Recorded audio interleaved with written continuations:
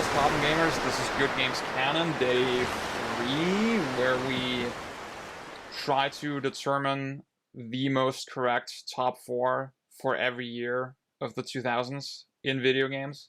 Today we're tackling 2004 and 2005. As you can see, this is our 2004 bracket. I should acknowledge right at the start, we couldn't get the most premier experts and just the most passionate gamers for each individual game on the panel today. Maybe we'll have some people join halfway through, but like, if you're Fate Stay Night fan, this is not gonna be a good day for you. I think. I'm sorry. Yeah, I guess as always, the first thing we'll do is go over our honorable mentions for 1 minute each. And I'll start. The one I picked is Donkey Kong Jungle Beat. Hell yeah. Yeah, it's it is I think this game is so weird because like it is so intrinsically tied to its hardware, and yet it's not really that hard to get a hold of. I think the bongos, you should be able to get them for like a pretty decent price. It's really hard to say things about this game that haven't been said already.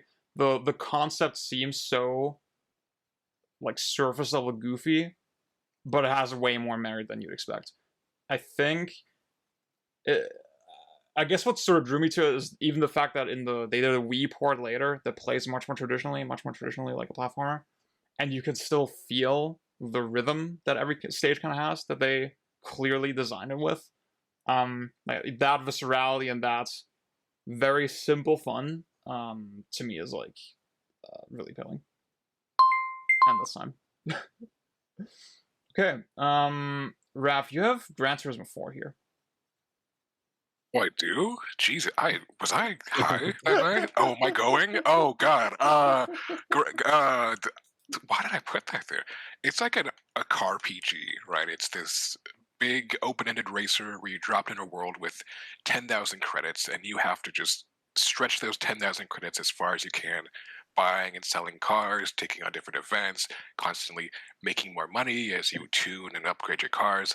It's like really open-ended in a way I feel like most RPGs aren't, while also having this really fine-tuned sort of simcade handling model that's specifically designed and balanced around the limitations of a controller.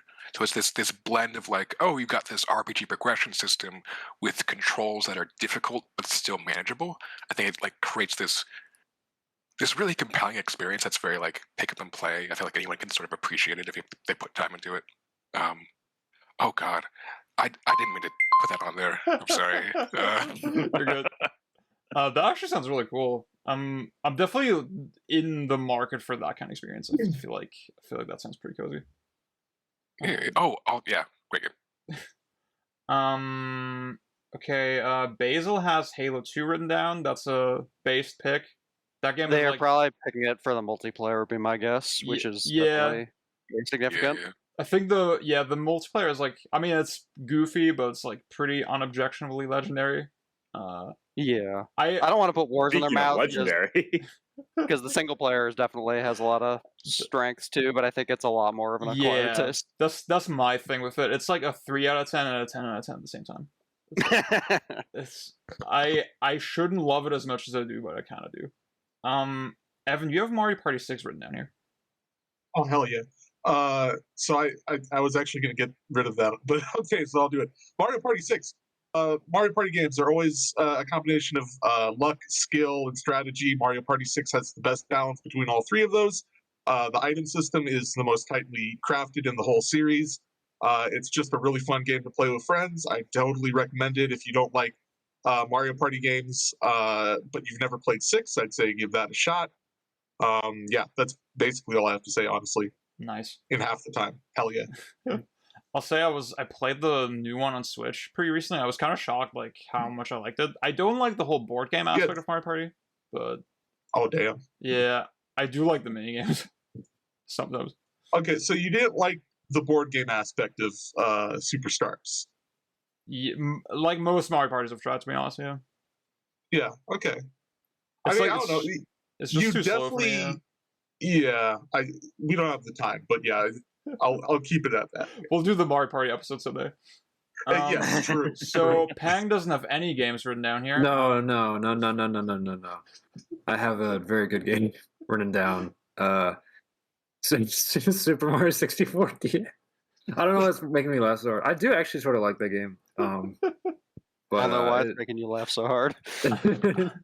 No, yeah, it's it is funny because everyone shits on it for it's basically Super Mario 64 except without the defining feature Super Mario 64, which is the analog stick.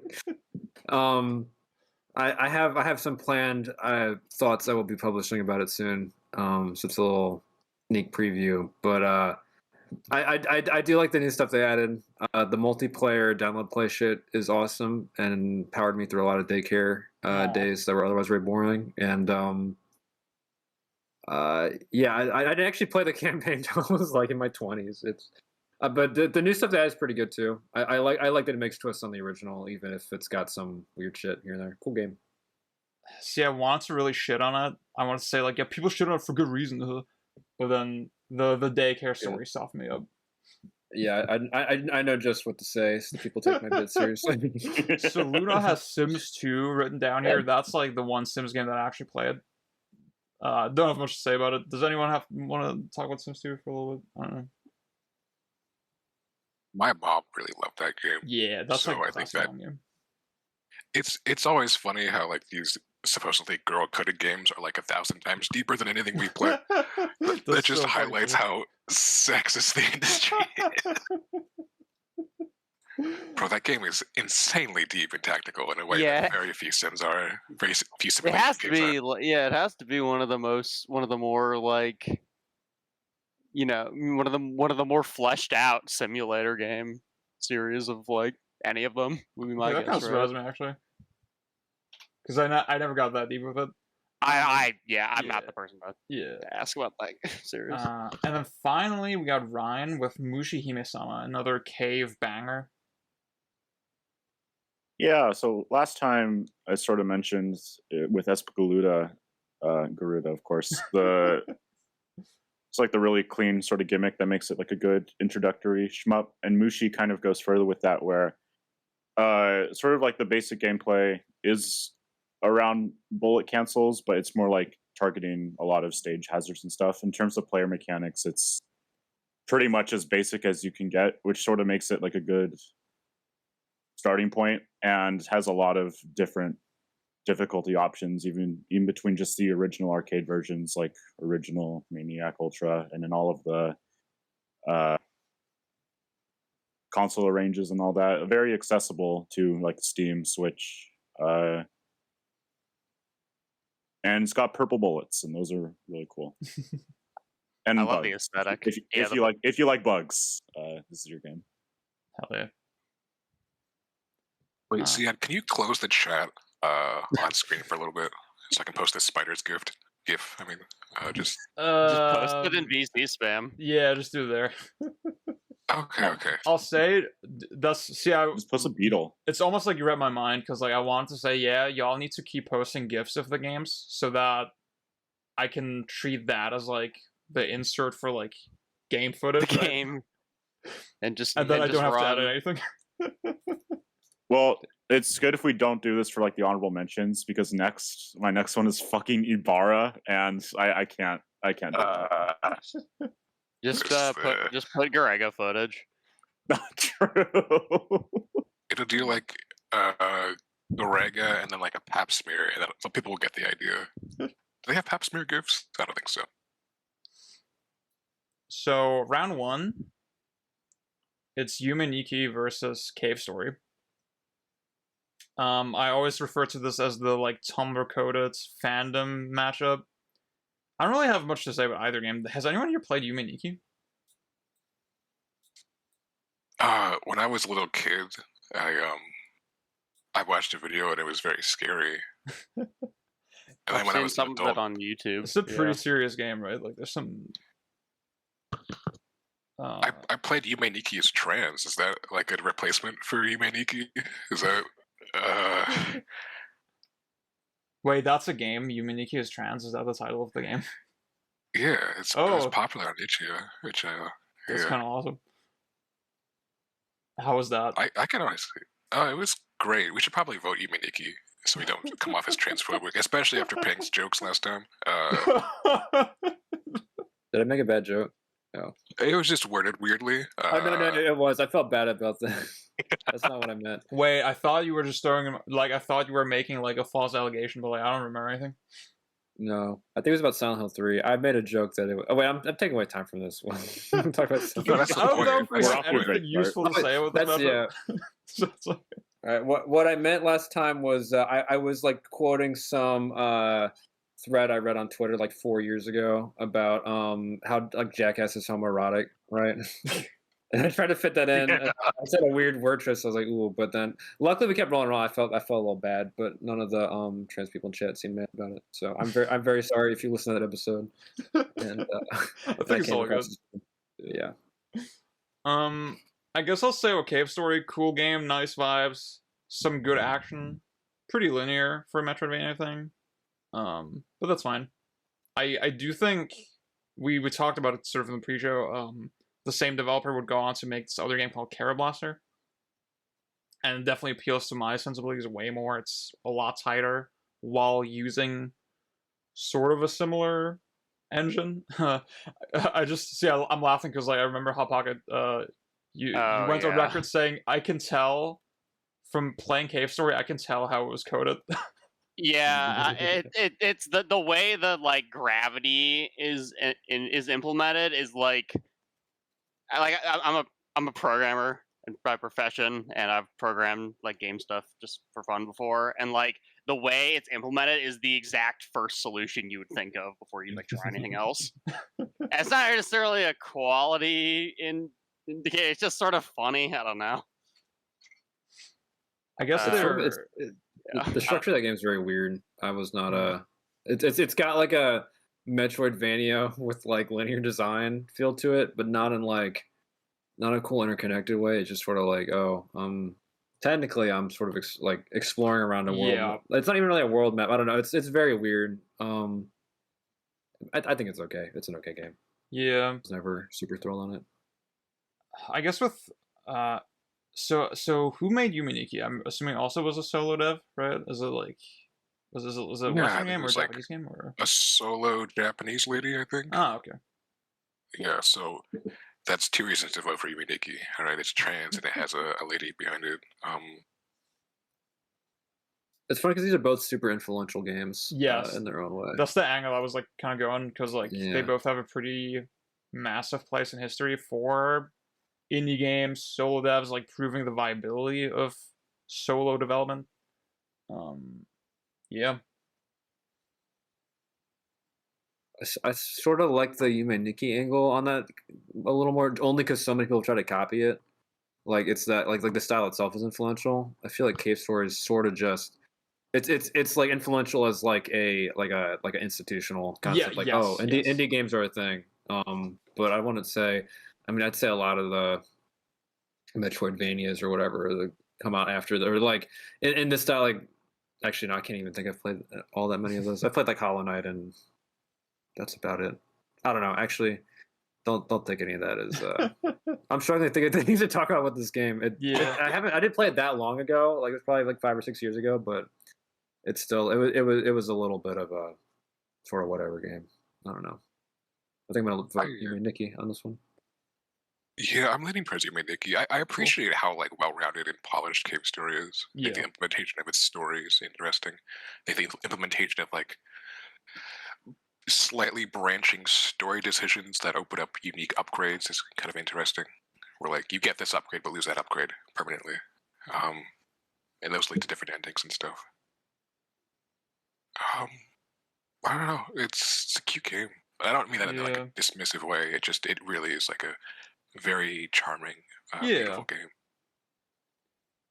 I'll say maybe like also with specific mechanics, I always like the kind of snowbally upgrade system where enemies drop little triangles and your shots just get insane, right? But then if you make mistakes, then that backfires pretty quickly. And then also the hover gun thing is like kind of cool. Yeah, it's like I guess like the impression I get is that people that really latch onto probably both of these games is it's because they're way more than the sum of their parts, and they just they just convey a certain vibe, right? The famous word here. That's our time. Yeah, I guess I should stress while we vote in chat now that again the way we seeded the brackets, right, is we did a server wide vote. But then the people who voted aren't necessarily here on the panel, which I realize is not ideal. I'm sorry. We're doing our best. But yeah. Also, this is going up against Katamari anyways. That's so true. Yeah, it'll be there. So we're 5 people plus myself. Like I'm the tiebreaker, right? So 3 votes for Yuminiki. I think that's it. Yeah, I was gonna say. Oh shit! I didn't get my stupid iPad. Wait, I'll get it in a sec. While we talk about the next game. I'll draw the line here in a sec. Okay, the next one is Trials and Tribulations versus Spider-Man 2, which is like So the most funny. random matchup of all time. We did a whole episode on Spider-Man 2, and we kind of probably said everything we needed to say. Oh my fucking god. Wow. Crazy. About the game. Yeah. All right. So I don't know. We have a lot of big Trials and Tribulations fans here, right? Mm-hmm.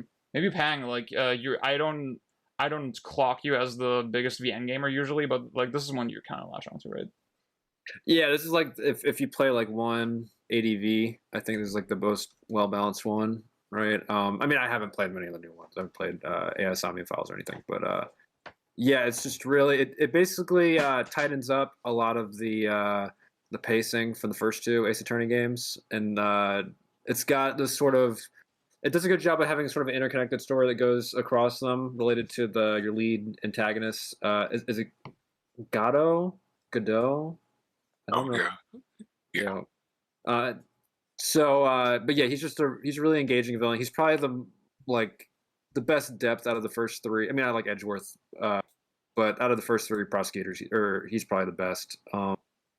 It's also just got there's no like shitty filler cases like the previous ones. It's got out of its like 3 big main cases, all of them sort of a cool, unique idea. There's one where like Phoenix wakes up and he's like, someone's gone to a trial like in his name and conducted it for him. Like, and so there's like an imposter Phoenix running around that he's chased down. There's a couple other cool concepts. I think it's also as an adventure game, it's probably the most like chill to get through of the first 3. It's pretty in terms of I think the puzzles in that one and like the logic and reasoning contradiction bits, they're a lot more they're much easier to follow compared to 1 and 2, which had some real like moon logic shit in them. So yeah, I think out of this series, it's my favorite out of what I've played. I've not played all the Ace Attorneys by any means, but it's a very, very good ADV game. Sick.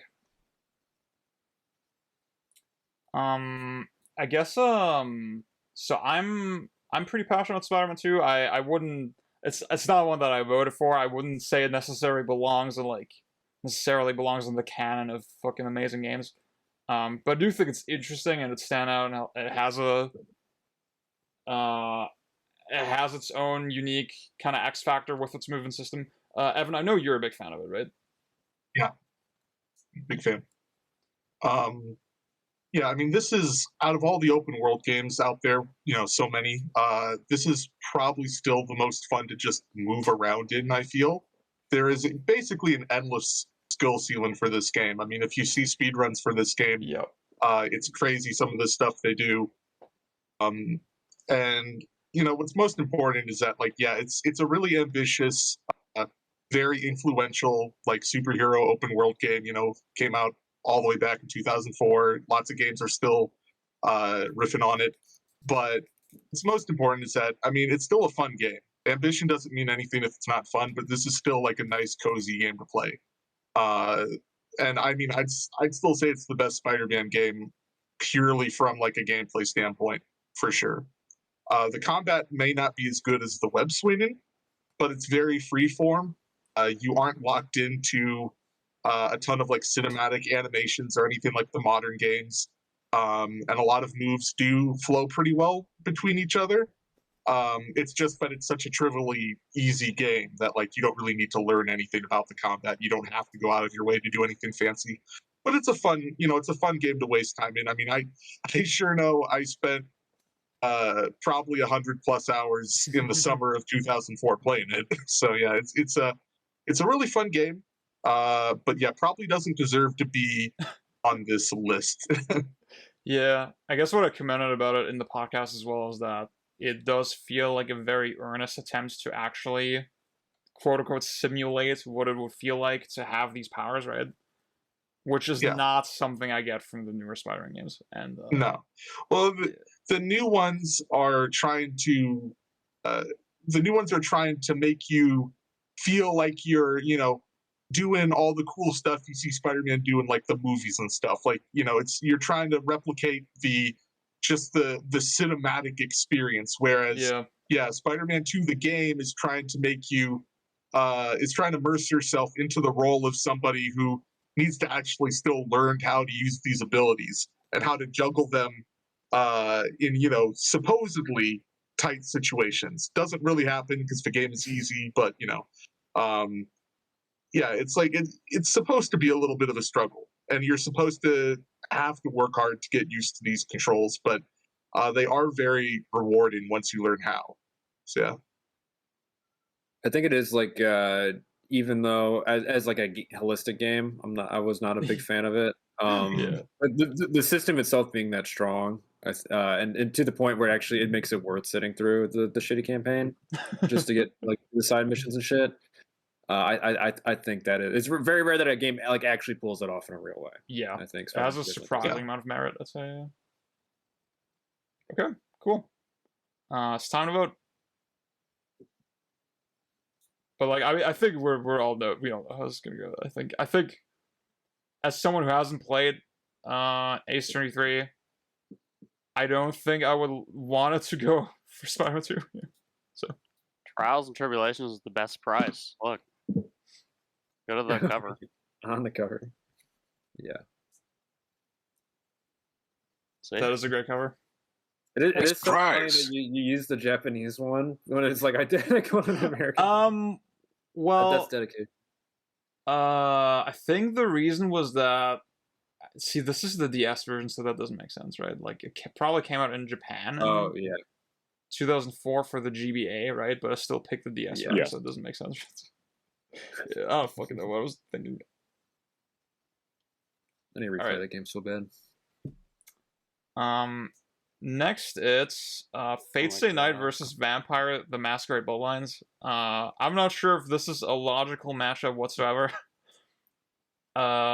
So in this panel, Hot Pocket, are you the only one who's played Fate Stay Night? Has anyone else played it? I'm gonna pretend I have not. Well, I have, but no. I was going to address it. Yeah. So Hot Pocket is protesting because I didn't come through to ban VNs from any and all discussion in like this context. And also, I think he wants to reject his VN gamer pass, like, yeah, and like I get it. We're leaving that behind me. I've decided to read real books, like 7R. So true. Yeah, 7R. Yeah, that's true high literature. I'll say I've played Tsukihime, and I don't know how much. I'm sorry. You talk about it, Raph. You've played it, or you've read some of it. Yeah. No. You're the expert here, Raph. I'd like you. You need to step up. I played half of one route, and I don't know how much I can extrapolate about Fate Stay Night from that experience. Personally, the way I put it to y'all is that it's so lowbrow and like just obviously goofy that when it gets really edgy and kind of dumb, it's hard to be offended at it for me. I mean, I'm not gonna break down the whole meme of these games for y'all if you're not familiar. Like, man, seek that out for yourself. You know, type H18 after your whatever search fucking term you're using, right? Yeah. Very like Tsukihime specifically, it does suffer a lot from its localization, right? I keep wondering, okay, what will this feel like with good writing, with real English? But that at the same time, for my personal experience with that game, that was almost part of the charm, right? Dude, there's so much more that I could say that's not gonna sound good on record, so let's just move on. Raph, you're sort of, I think Vampire falls in the genre of like defeatist games, maybe for you. Sort of yes and no. Because one of the interesting things about its quest design is that you can skip a lot of the combat encounters, but towards the end it forces you into just non-stop combat, no matter how you build your character. Very notorious for that. But it's a strange game, right? It's notorious for its writing, for its intricate politics, for its really rich and funny caricatures, for its cast. It's get all these really weird and memorable quest lines that take you to wacky ass places like haunted mansions and chasing down serial killers and like going into morgues to like make deals with weird mafioso and stuff.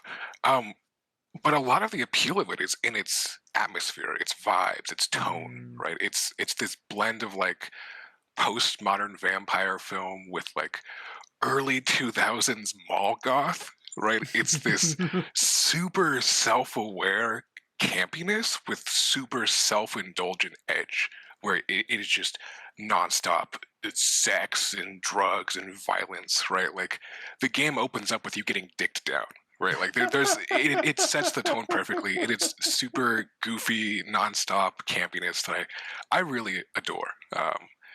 It's not as like serious. Like it's not something you play for the themes as the same way you would play like Fate Stay Night. It's not a plot-driven game. It's kind of aimless in how it approaches its narrative, but if you can get into it, if you can immerse yourself in that world and just the vibes of it, it's amazing. Cool. That's kind of different from what I expected, actually. I see the agenda here, Raph. Raph gives the impassioned 2-minute defense, and then he refuses to talk about Fate Stay Night, which I know for a fact he has read a substantial amount of. I actually do enjoy Fate Stay Night more than Vampire. Oh, what? Wait, funnier. this is a plot twist. Oh my god, what the hell? Okay, elaborate. You have 1 minute. I don't know. It's like super. It's also like very campy, very self-indulgent. I don't know. I love the systems. I think the characters are way deeper than you'd think initially. It's got a cool plot. Alan's right, and I want to admit that he's right. So let's just move on. I guess I'm curious. Is Tsukihime an accurate comparison point for Fate Stay Night? When I read a Tsukihime is way worse. That's awesome. That's sick. I'm actually like shocked that guy made this. Because Tsukihime is so trashy. That's so funny. I mean, Fate Stay Night's a little trashy, right? You gotta like, I gotta power up with the power of become. Because yeah, I was trying to be a little diplomatic, right? But like, Tsukihime is very obviously trashy, and like, I mean, you name dropped Alan, right? I know he has a very sincere love for these games, and I respect his opinions, and like I take them very seriously. So I do try to see what's like kind of in there. I find them very charming, bad, or Tsukihime, I guess. Yeah, it's not a vote. Maybe we have to do the Nasu type moon beach gen episode someday. I think it has to happen. I would do that. It would be fun. Who are we sacrificing to MGS3? I think it's a good. I think it's a good cookie. Yeah. I think I'll finish the route. I think I'll finish my one playthrough. Like I'm on track. That's the Vampire. Thank God. Hapaka, don't even lie. You wouldn't like this game either. No, I'd probably like it and then get frustrated in the middle or something. That's your thief experience right now. Yeah, I just gotta. Well, that's off topic. Okay, it's another perfectly reasonable matchup with Lumines versus KOTOR, the Knights of the Old Republic, Star Wars, blah, Obsidian, I think Obsidian, right? Yeah. We have a lot of big Luminous fans in here. I like it a lot. Let's give some shine to KOTOR, just to be fair. Maybe I think Raph, you kind of like this one, right? Yeah, I mean, I would argue it's the best Star Wars story, just flat Ooh, out. okay. It sort of subverts the series' notions of light and dark, of good and evil, of the black and white sort of ideology it's been using for the past 30 years in favor of a more like mature, more nuanced, more philosophical story that sort of questions the fundamentals of the series, right? So like it explores the failings of the Force and how it sort of marginalizes those who fall outside of its fate. It sort of explores the Jedi as a political and religious institution, how their sort of pseudo-Christian values sort of lead to this conservative ideology that sort of holds the system back, the whole like universe.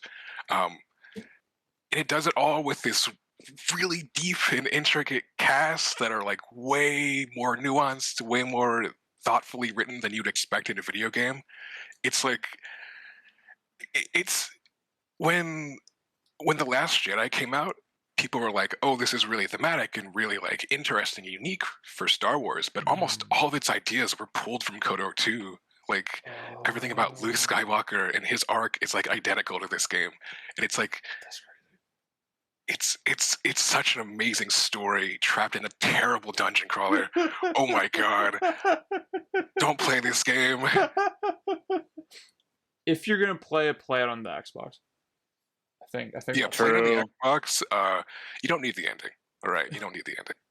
Oh, that's like a big meme with this game, right? That the ending is like, whoa, it's very disappointing. Oh well, it's in the game's files. They didn't implement it. Like Yeah.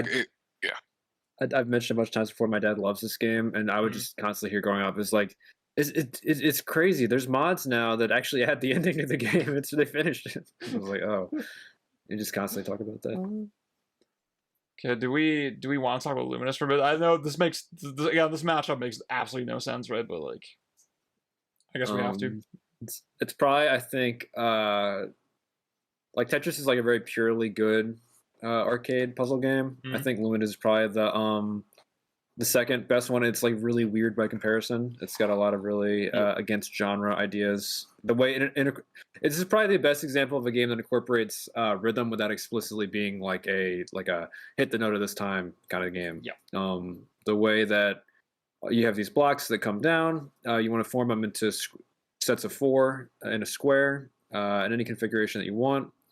And then there's a cursor that goes along this long play field, which is sort of set up to match the 4 beats of a measure and musical notation. And then as the cursor moves along in tempo with the song, it sweeps blocks off the board and clears them out. And it also has gravity, which I think is probably one of the biggest differences from Tetris. It is a very gravity-centric game, and so the feel of it is very different. There's a lot, I think, of like, it's an incredibly nuanced game, given how it like very intricately sets up each aspect of its pretty limited mechanics.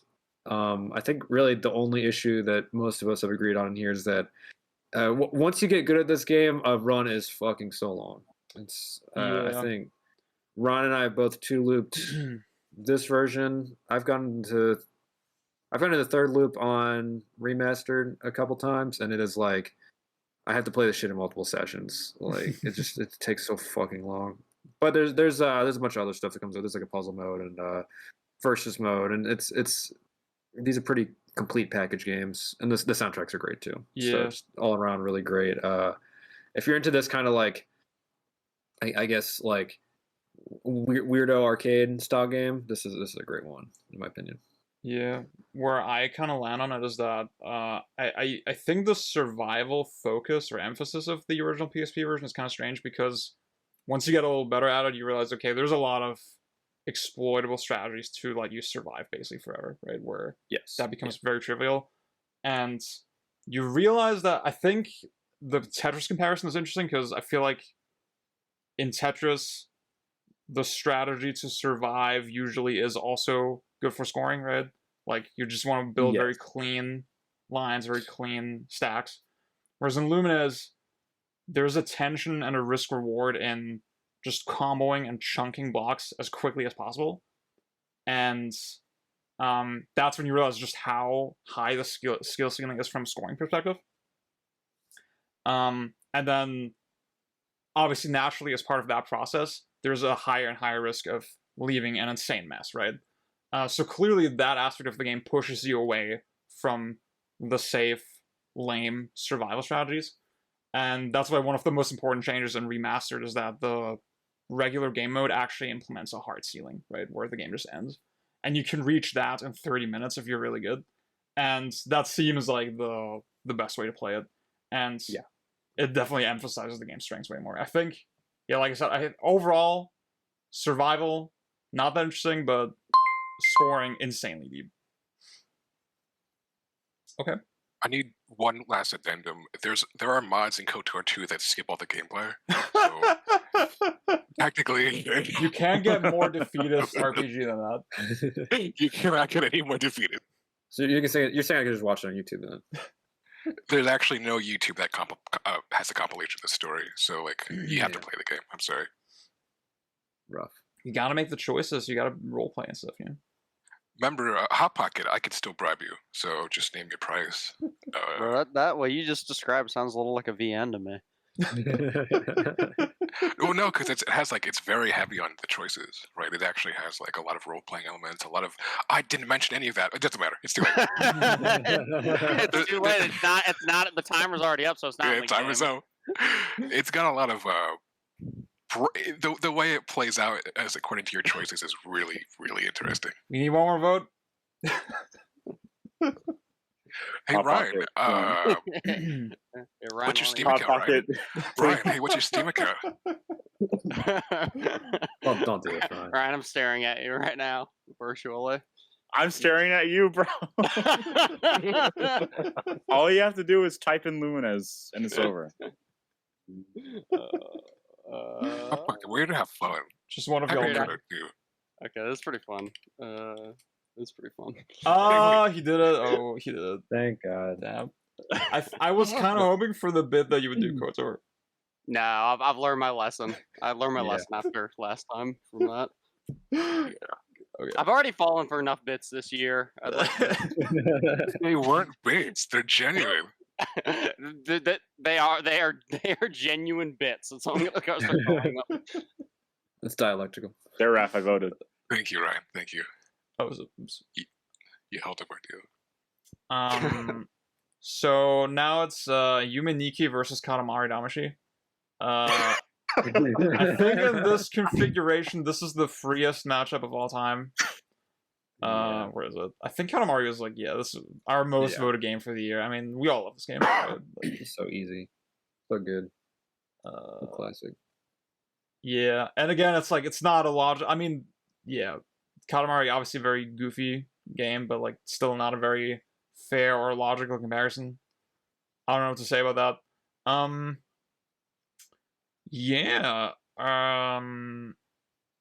Maybe Ryan Hot Pocket is one of you. Maybe like a big Katamari fan. I have not played it yet. Oh shit! Okay, play it right now, dude. It's so good. I really. I'm talking to a bunch of crazy people. Hot Pocket, do you want to like maybe speak on it a little bit? That's like maybe, I guess, yeah. I just liked it just because it's a really elegant game that I think is really paced, almost perfectly for what it has. Like it has an idea, it explores it, and then it ends with a relatively having explored that idea to the not the fullest, but it's a logical climax. Yeah, to the most logical climax you can imagine, kind of. Yeah, it's a really funny game. It has a sort of like it has this mix of sort of whimsical and biting humor. It's just a really charming aesthetic. I think the way it sort of blends, it kind of blends a lot of like arcadey stuff, like like very tactile controls that take a while to master, and like routing and score play and stuff like that, with a very with like a really accessible and immediately fun presentation. I think is really, really good. Great game. I think the world would be vastly better served before games like this came out. Heather made a great video about this exact dichotomy that you just mentioned, with the arcade sensibilities, but also very free-form, intrinsically fun appeal. I'll definitely link that. I guess I find it very commendable that this game, I don't want to overanalyze, but like it pretty clearly has sort of this, it's definitely very much about consumerism and sort of the vapidness of humanity in a lot of ways, right? But it approaches that in a very fun, unpretentious way. That's still, I think, especially with the ending, resonates really hard, and it feels like this very fully formed, cohesive work. Like, I think that's also maybe to touch on We Love Katamari, the sequel, a little bit. In that game, they went really hard on gimmicks, right? Like specific individual level gimmicks that are not really connected. There's no real attempt at an escalating pacing, because they probably realize that, yeah, there's like, you can't really top it in that way, right? And it is ironic that the series kind of I think after Keita Takahashi left the company, it sort of became this sort of treadmill yearly franchise that had very little in the way of kind of new ideas. I don't know, it's kind of funny about it, but yeah. I think the PSP one's pretty good. Okay, I haven't played those actually. I know to say it's funny because I think that's the last time I played Katamari was PSP one. It is very, you can see they ran out of ideas after that, and it's like very repetitive. Yeah, I think this is a game that, like, if this had been like 10 hours instead of 5, it would not hit as hard. Yes. And then we'll talk about, I guess we have to talk about We Love Katamari in the next segment on 2005. But is it in there? Yeah. Yep, it did make it on there. That one's sort of a more interesting game just because it's like got actual issues. It's because it's But this one, I love the escalating pace in this game. The way it builds up over time is really, like Hot Pocket said, very elegant. Cool. Anything anyone wants to say about like either of these two games? Still, I think I'm sorry, this is way too one-sided, but like, yeah. Sorry, Yuminiki. To continue my earlier point. Oh yeah, go ahead. I was like, well, like Cave Story, the games that expired, not really like mechanically, whatever. Yuminiki had that's the game that actually like inspired things mechanically. But then Katamari, without Katamari, we would not have Elebits. So I gotta give it to Katamari. I'll give Yuminiki its flower and say there are probably a lot of people where Yuminiki's going to hit a lot harder based on what I've seen of that game. It feels like a very personal game. And I think that's sort of unique. I also think that sort of unique, I don't know, sort of dark, dreamy atmosphere is extremely suited to games in general. Yes. Okay. Maybe I'll say Katamari seems really pro-trans as well, so maybe we're not transphobic for picking Katamari. I have no more specific analysis on this. We're just gonna assume it's true. Okay. It's a game about conformity and like making you run into the same ball, which is either really beautiful or like really conservative. It's hard to say. It does it satirically. It's definitely satirical. It's dialectic. True. Yeah, exactly. It is. I'm so saying this word. God. Okay. I'm sorry. It's time to vote.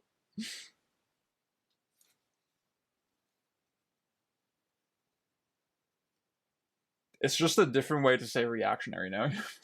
Yeah. There we go. Wait, what word is? Dialectic.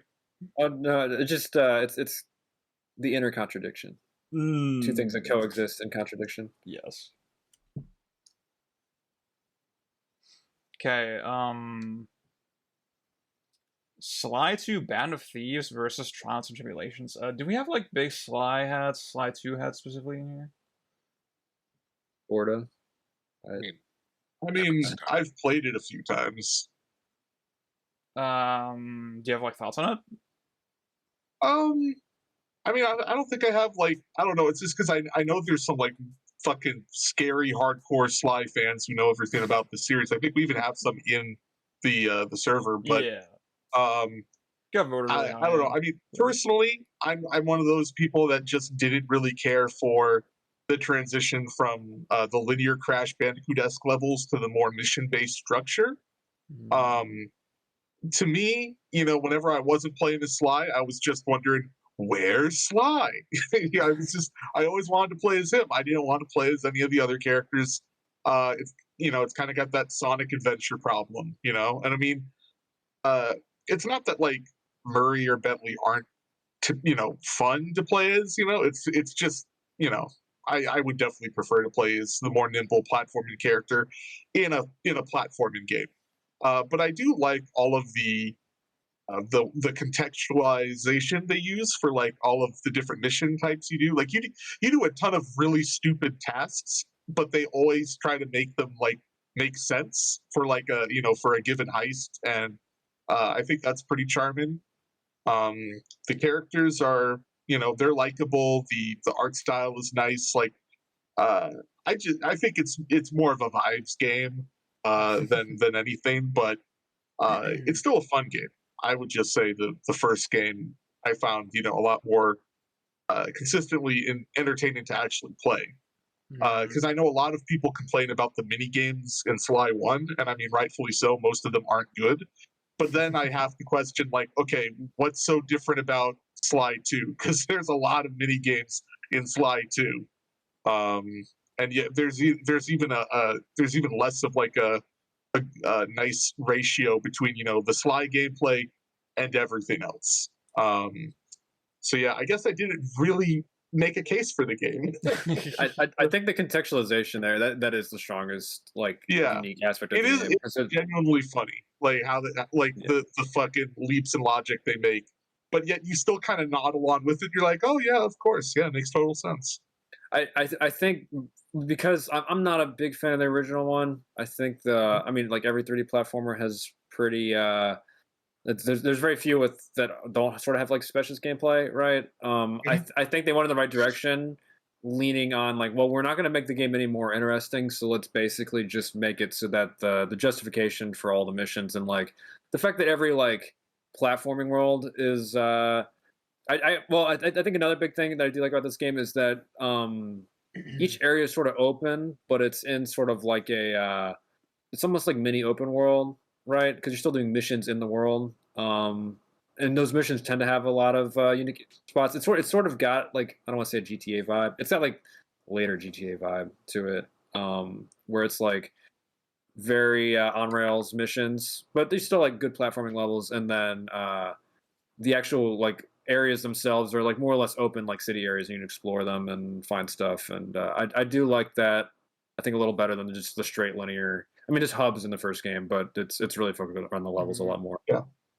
The heist aspect of it, I don't think there's very few other games that have that sort of that where you feel like you're conducting heists in every single area. I think that the way it spins out is very compelling. But Trials is a better game, so it's a lot better. Yeah, the way the Sly series was always described to me is definitely context sensitive set piece mini game farm. And that's always made me very reluctant to hop into it because it's not usually what I enjoy with games. I do really like the style and the atmosphere of them. Like, yeah, I think if Eric was here, then this would be more of a battle. But I think this probably fuck your Raph. No. This is so cap. One of these games looks good. One of these games has a good art style. One of them doesn't. Oh my gosh! Shut up! Okay, I think it's time to vote. I'm tired of this. Mini upset.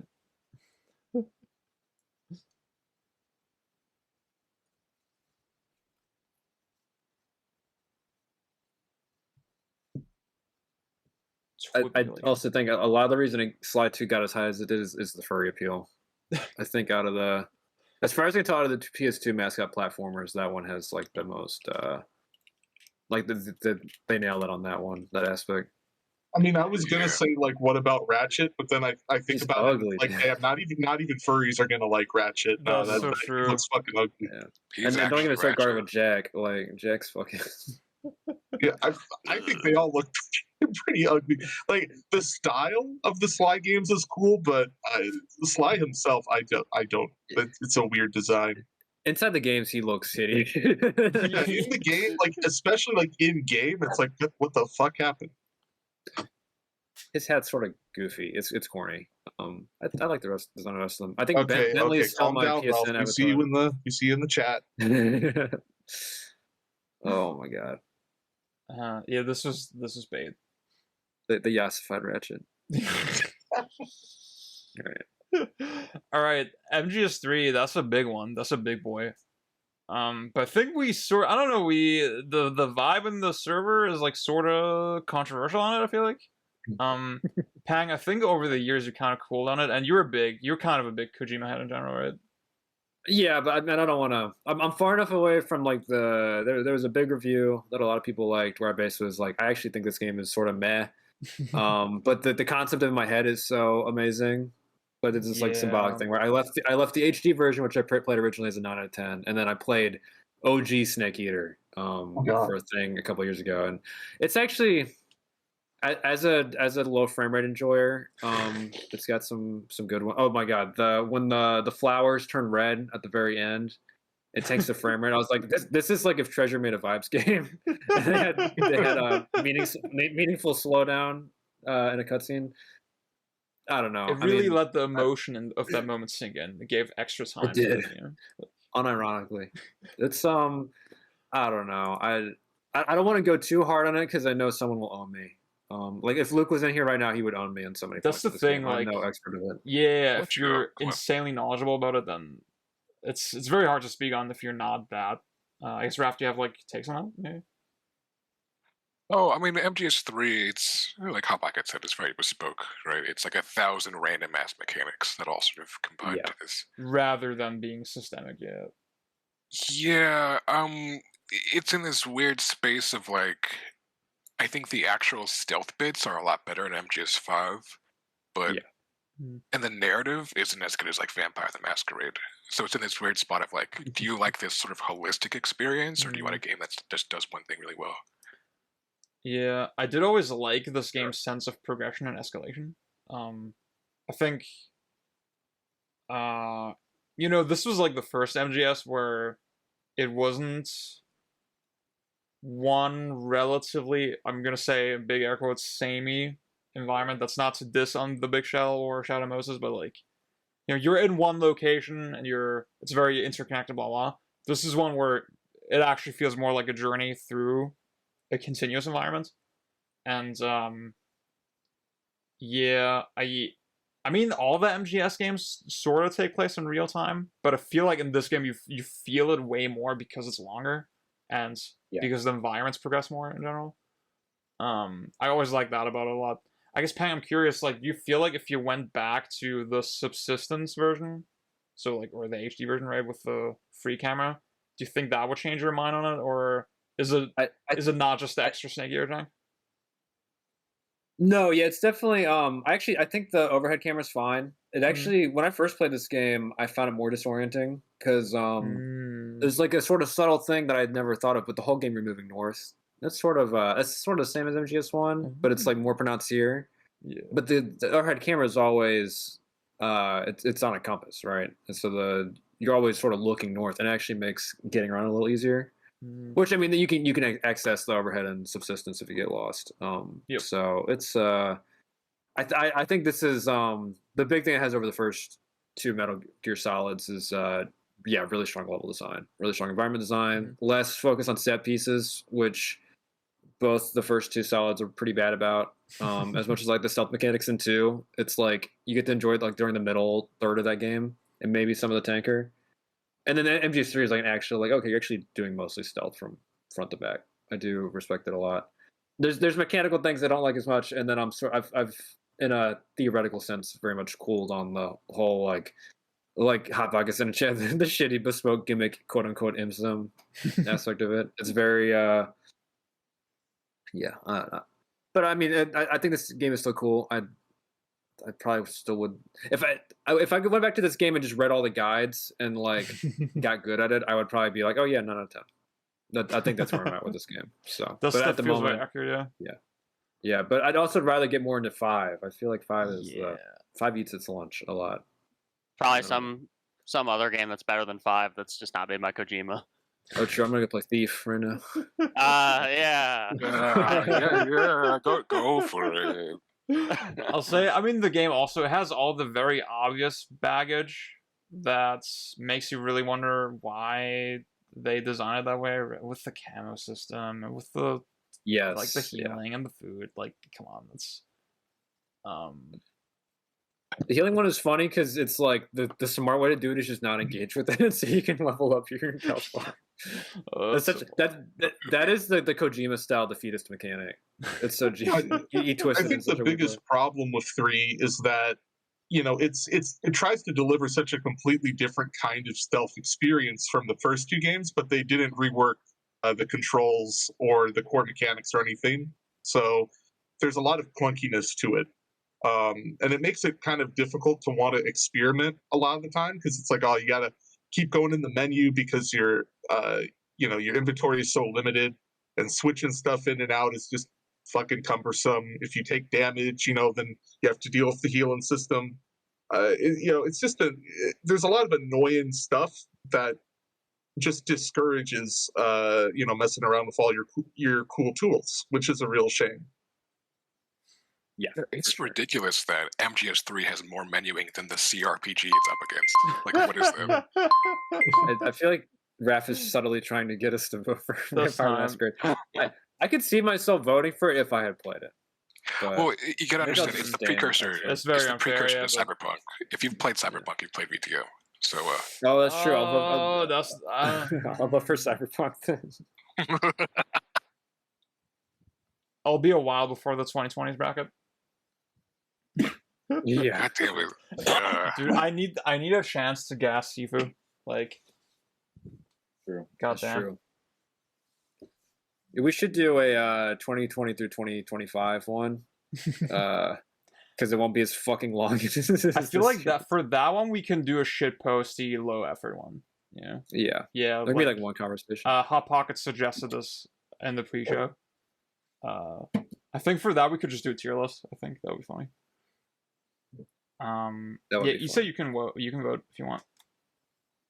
Yeah, I'm gonna abstain unless I need to, because I haven't played out of these games. I mean, right now that's another thing. I feel like I need to clarify. I said that shit in the chat, and it's like I've not played this game, or I've not played MGS3. You started MGS1, right? How did that? You were so right. I started MGS1. The reason I stopped for a second is because I was having issues with the memory card for some reason on Station, which I've never had with any other game. So I don't know what happened there. I'll figure it out. OG hardware? Or... No, Duck Station. Oh. It's really funny because what you said also applied to VTM, because that's also like a notoriously like not quite systemic, but like it's very Deus Ex-y, right? Mm-hmm. And it also like there's some mechanics I forgot to mention that like totally upend the entire playstyle of the game. But okay, do I need to vote? We got 2 votes for MGS. I mean, if that's I'm abstaining. Yeah, I would let MGS3 stand. I just don't want to vote. I don't want to be on the record either or. That's the way to go. That's why I decided to be the tiebreaker, actually. Yeah. Okay. Hot Pocket, if I gift you like I don't know, like $300 in gold, just real life gold, RuneScape gold, Thief gold. I got a Thief gold, 300 Thief gold missions. Well, I think if nobody else wants skill. to if nobody else wants to vote for, I think it's you, Zid. I think MGS3 should win in a very tepid way. Yeah. Oh, it's not tied. Yeah, it's just Issa, you gotta vote. Issa, it's please. it's 2 for MGS and like 1 for I- VGame. Issa, I please. think this is the best way to do it. I want MGS3 to win, but in a very tepid way. I mean, unless I'm misinterpreting Ryan's chat message, I thought that was a vote for MGS. Yeah. I think. Oh no, that's not a vote. No. I Issa's did, in voting for fact, VGM. I did in fact vote for him. Okay. Then, well, that's it. Wow. Damn it, y'all have failed. Does me. it really sorry. matter? Luminez is going to clear. Well, I mean, MGS is in the top 4 now, so Yeah. yeah. Luminez versus Ninja Gaiden. This is like, okay. That's so easy. That's so easy. This is like a serious one. This could be a big upset. I think so. Ninja Gaiden is strange. Like, I think most of us do like this game a lot, but it definitely is flawed. I guess the first thing I'll throw out is that on my recent playthrough, and I got through like half of Black. I didn't quite finish it. I want to go back to it, but like, I know that was a normal mode as well, right? So I need to explore the higher difficulties more, right? I see. Yeah, exactly. There's a flying swallow in chat. Yes, like once you get flying swallow into Zuno drop, I felt myself definitely pulled away from the combat a little bit. It definitely lost a lot of its appeal for me. Because I do think the wall mechanics, the crammed environments, the essence mechanic, all that shit is so brilliant. But it definitely gets a little de-emphasized as it goes on. And like, I think I've discussed this with What are you doing? I've discussed this with Luke as well, where I think we both agree it's like, yeah, they should have just made the intro like a whole 2-hour game, 2-hour arcade game, and then that's the whole game. Like it would be so peak. I like Black, but I do feel like the way people respond to it now is sort of they're like, I actually realized that DMC or Instant Other Action series has stupid bullshit in it, so I'm just gonna go. I'm gonna sound cool by going for the series where everyone knows it has stupid bullshit in it. Like, it is sort of what's mainly kept me from me playing it is like I'd get to enjoy the combat for maybe 5 hours, and then the rest is like I have to go watch it play. It's like, how do I get through this stupid fucking segment that's like not combat related? Yeah, like it's honestly some of the. I would say that the Ninja Gaiden traversal system is probably a little better than Sands of Time. It's a lot better. Like that's real. It's so smooth. It is cool. I think the pacing is cool from the perspective of it being like an action adventure game, but I don't know. I mean, I would vote this over most games. I think it's just I love Luminous. So yeah, much. There's no caveats with Luminous, or there's like one caveat with Luminous, but it's not a big caveat. Yeah, I think I already said pre-show that because it's Luminous versus Ninja Gaiden, I'll put all my Ninja Gaiden energy into 2 instead. Which I think I've made the argument. I need to explore this more if this argument is actually if it holds water, right? But I think the fact that it just throws so many fucking more enemies at you makes a gigantic difference to how the combat kind of holds up. And I wanna wager a guess that at least in like it's a very janky, very flawed game in its own right. But the core appeal of it, I think, holds up over a longer period of time. That's the argument that I'm willing to make. Yeah, I've played I played a bit of Ninja Gaiden Black. I played normal and some hard, so I'm kind of bad. But yeah, it's a game of just really high highs and then like what the fuck lows, which apparently 2 is even more like that, which is really funny. Oh, absolutely. But I don't know. The thing I think I would vote Ninja Gaiden over Luminous just because Ninja Gaiden to me has so much stuff that I admire about 3D action games, even despite all the bullshit. Like the ninjas or whatever who throw the incendiary shurikens or jumping around. It's like this is really the type of enemy that you just very rarely get in other 3D action games. Yep. That I think is a massive loss to them. And in general, just there's like moves that you probably argue are overpowered, like Flying Swallow or whatever. But I feel like the movement is just is a lot more, I don't know, restrained and interesting. Like Ryu kind of has this weird like sort of mix of fluidity and like old school fixed jump arcs, that I think is Yeah. a really fun and unique balance. And I think like even with I like DMC3, we'll talk about this next year, but like that's a game where I think it is kind of just like they just kind of let you do whatever the fuck you want in a lot of ways compared to this where it's a lot more of a give and take. Yep. And the way they balance DMC3 is like you can see it starts to get a little weird because I think they went with that strategy. Yeah. I will DMC3 say, is like I super. think Go ahead. I think the attempt at like a Metroidvania sort of like level Legend of Zelda dungeon sort of level design with Ninja Gaiden Black. I think that helped a lot actually with the combat because I mean I think that influenced all of the tight spaces you fight in.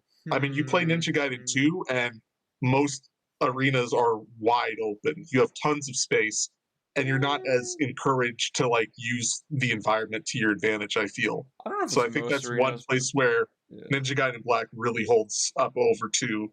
And maybe a reason for why, the adventure elements are kind of helpful in the long run. I think that's probably fair. I guess like one to my other point with the 2 throws more enemies at you and shit. Again, I haven't played the higher difficulties enough, but the guess I always had about Ninja Gaiden 1 is that okay, enemies just start blocking more, right? The deeper you get into it, and I feel like that's kind of a boring fix to the overpoweredness of a lot of moves. And that's time. Yeah. This doesn't affect anything, but if I can say one more thing, I really Yep. appreciate the sort of like input buffering Ooh, in yeah. Ninja Gaiden, where it's like basically and if you're just like mashing X, like you can't do like mashing one button and then go to like Y to do the rest of the string. Like you have to be very methodical about it. Yeah. which I Ties into appreciate. defense as well a lot with the like fucking reverse step or whatever it's called, and like you have to re-block after your guard is broken. Like all those pretty cool. You can sort of see I think to me that's one of the big differences between them and like between that and DMC is like DMC3 you can feel there's like a CVS2 nature about it, if that makes sense to anyone. I actually and Ninja Gaiden Ninja Gaiden you can feel that it's like got 3D fighter stuff in it. Yep. Like this thing, like a lot of the states for enemies and shit in Ninja Gaiden, like it's all really subtle stuff. Like it's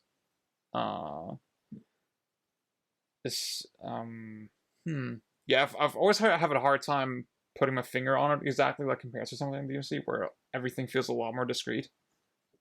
Yeah. Okay, Rafa or Lumines, that's it. that's an insane paying W.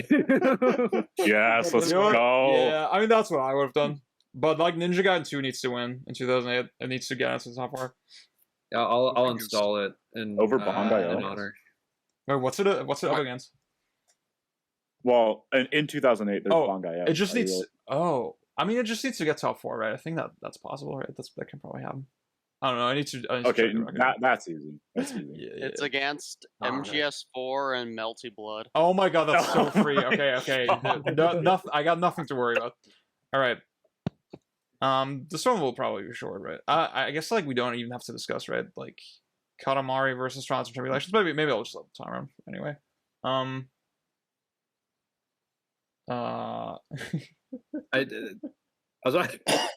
I'm too fucking high. I nearly feel like, you know what? These came out the same year. I was like, wait a second, that's the whole point of this content. That's how I'm really at a lack of things to say. We just talk more about Katamari. I don't know if there's a good dude, I'm such a broken record, but like no useful good comparison we can make there. Does anyone want to like fight for either game, like, or do we just want to vote? Like, I think we already more or less said this. Yeah. Oh wait, this is Trials versus Katamari. Yeah, it's Trials versus Katamari. Oh, actually no, that doesn't really change my opinion. I think. Yeah, I mean, I love Trials, but yeah, if I had to like, I actually probably would replay Trials, but only because I last played it 10 years ago. Katamari, I would I pull out like once every 6 months just to fuck around. Nice. So, it's sort of, I don't want to. make the replayability metric because I think the metric is dumb, but I will make it anyway. For me, I feel like Trials and Tribulation is this really high point in terms of video game narratives. Yeah.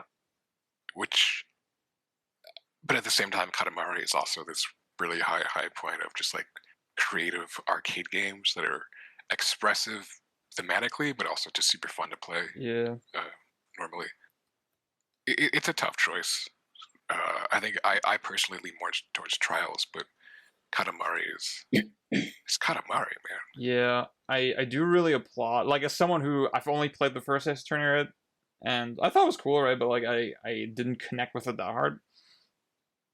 I do really applaud Shutakumi for coming up with such a cool, fun premise for an adventure game and a VN that feels, I mean, I don't want to say it feels more interactive because it's like it is very scripted and rigid, blah, blah, blah. Like, I remember seeing the Ace Attorney games, the ads for it on TV. The DS, I should say, was like insane in Germany, and the whole appeal of like these alternative games. That's such a weird way to put it, but like, you know, these games that like are inspired by very sort of mundane seeming facets of life, and then putting you into that experience like very viscerally. That was kind of what the whole vibe of the DS was, and I always thought that was really cool and I don't know, just admirable. But I mean, looking at it in the here and now, I can't help but think, okay, Katamari is just this super singular work, right? There's nothing else that's really like it. So yeah. Also, you got to play Ace Attorney 1 and 2 before you do 3, and that's like Unfortunately, yeah. You could probably skip 2.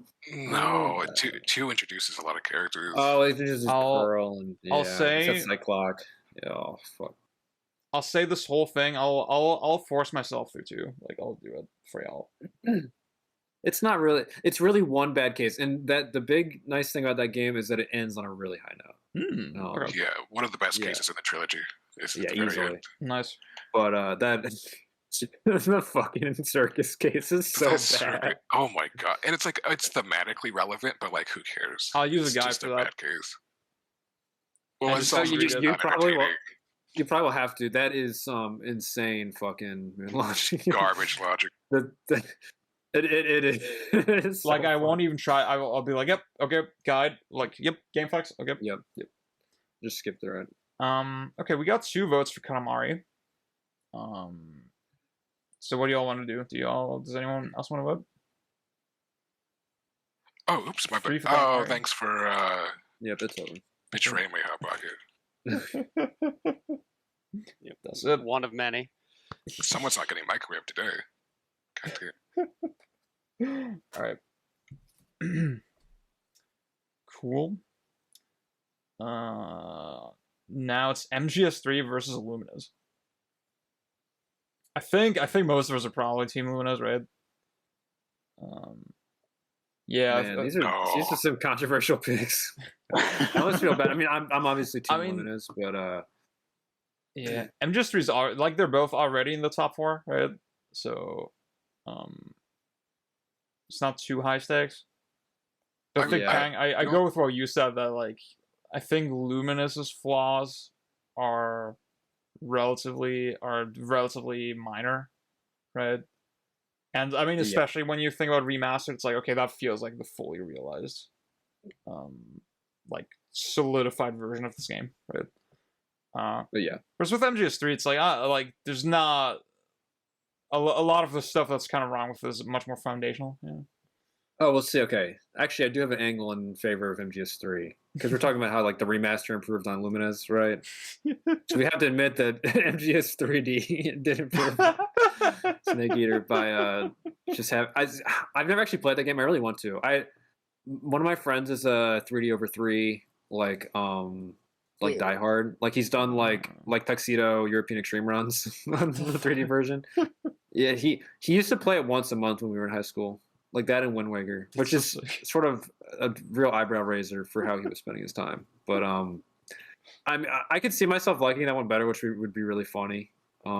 It's also 20 But, FPS, right? So Oh yeah, that's the thing. It's the same as Exactly. actually, yeah, it's calling back the Snake Eater. It's it's how the game was meant to be played. The HD version fucked it up. Yeah, I'll say I personally was never that bothered by the controls and the mechanics in MGS3, but I sort of do understand that as a point.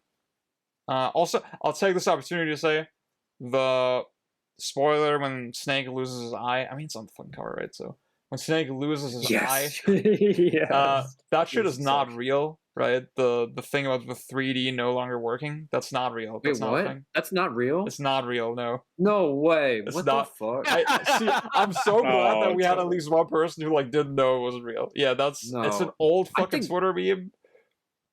People just spread Yeah. that shit around like endlessly, even though it's not real. This is the Devil Joe That eats is his insane. tail of Metal Gear Solid. Yeah. True. That is. Oh, never mind. That's like instant argument against it. I'm voting against Limited. Or I'm voting against. You already MGS3, did, so but easily. like, Yeah, I did, but To vote. Who else is? I haven't. I don't know.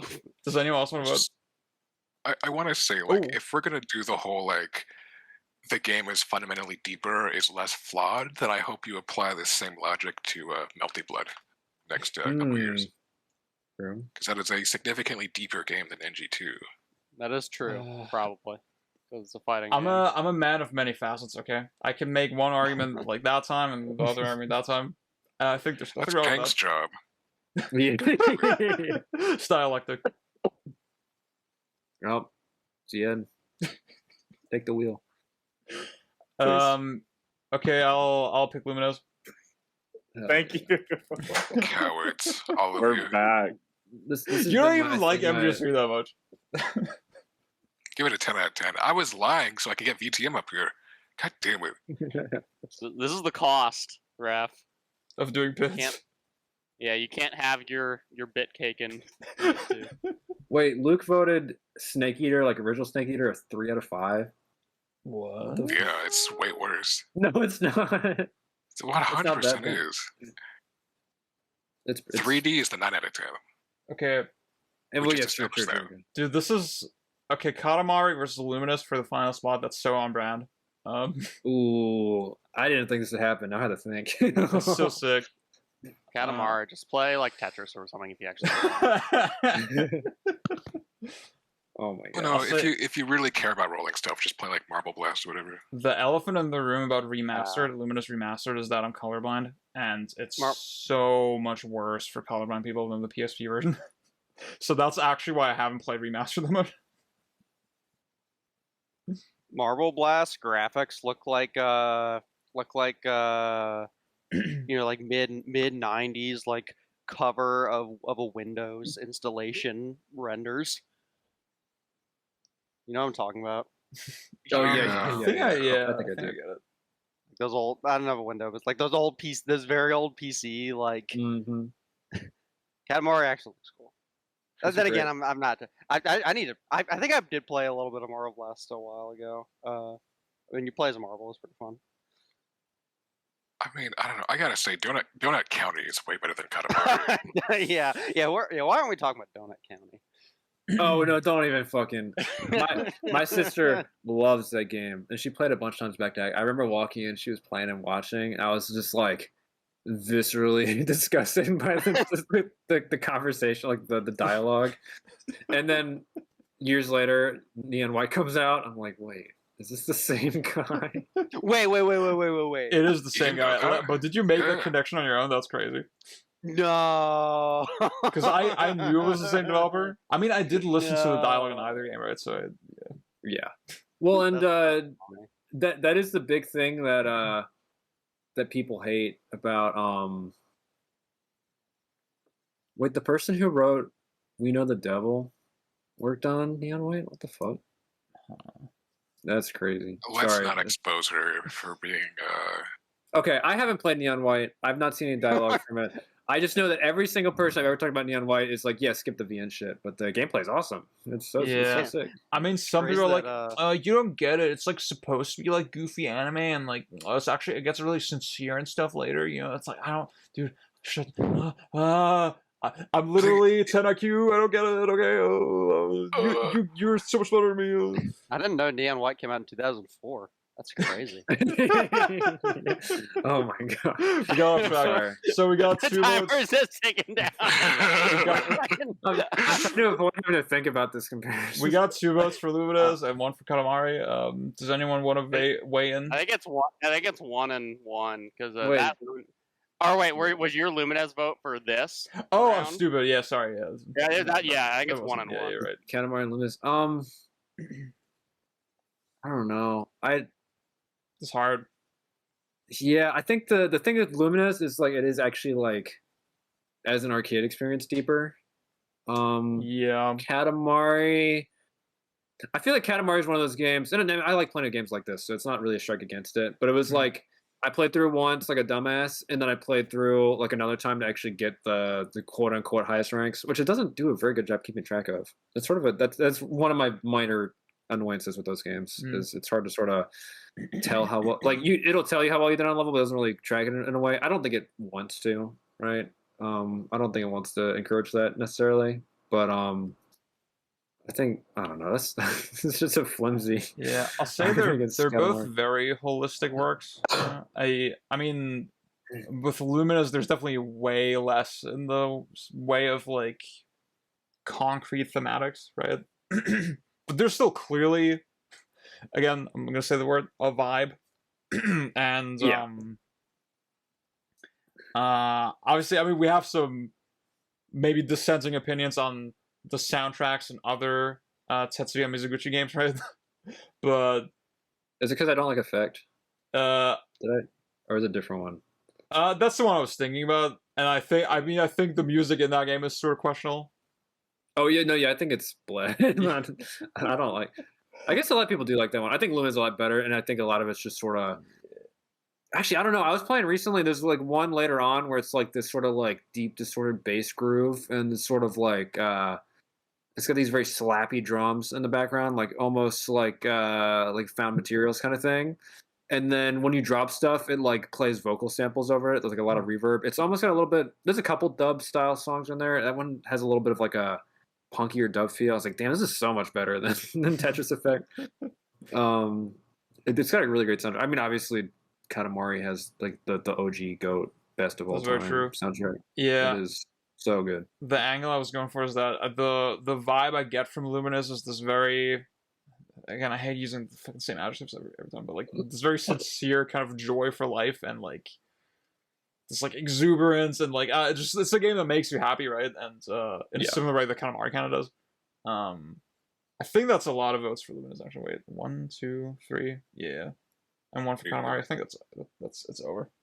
Yeah, I think I sort of want Luminous just on it would be a huge. This would be the culmination of my like year long campaign, the Luminous pill. Everyone,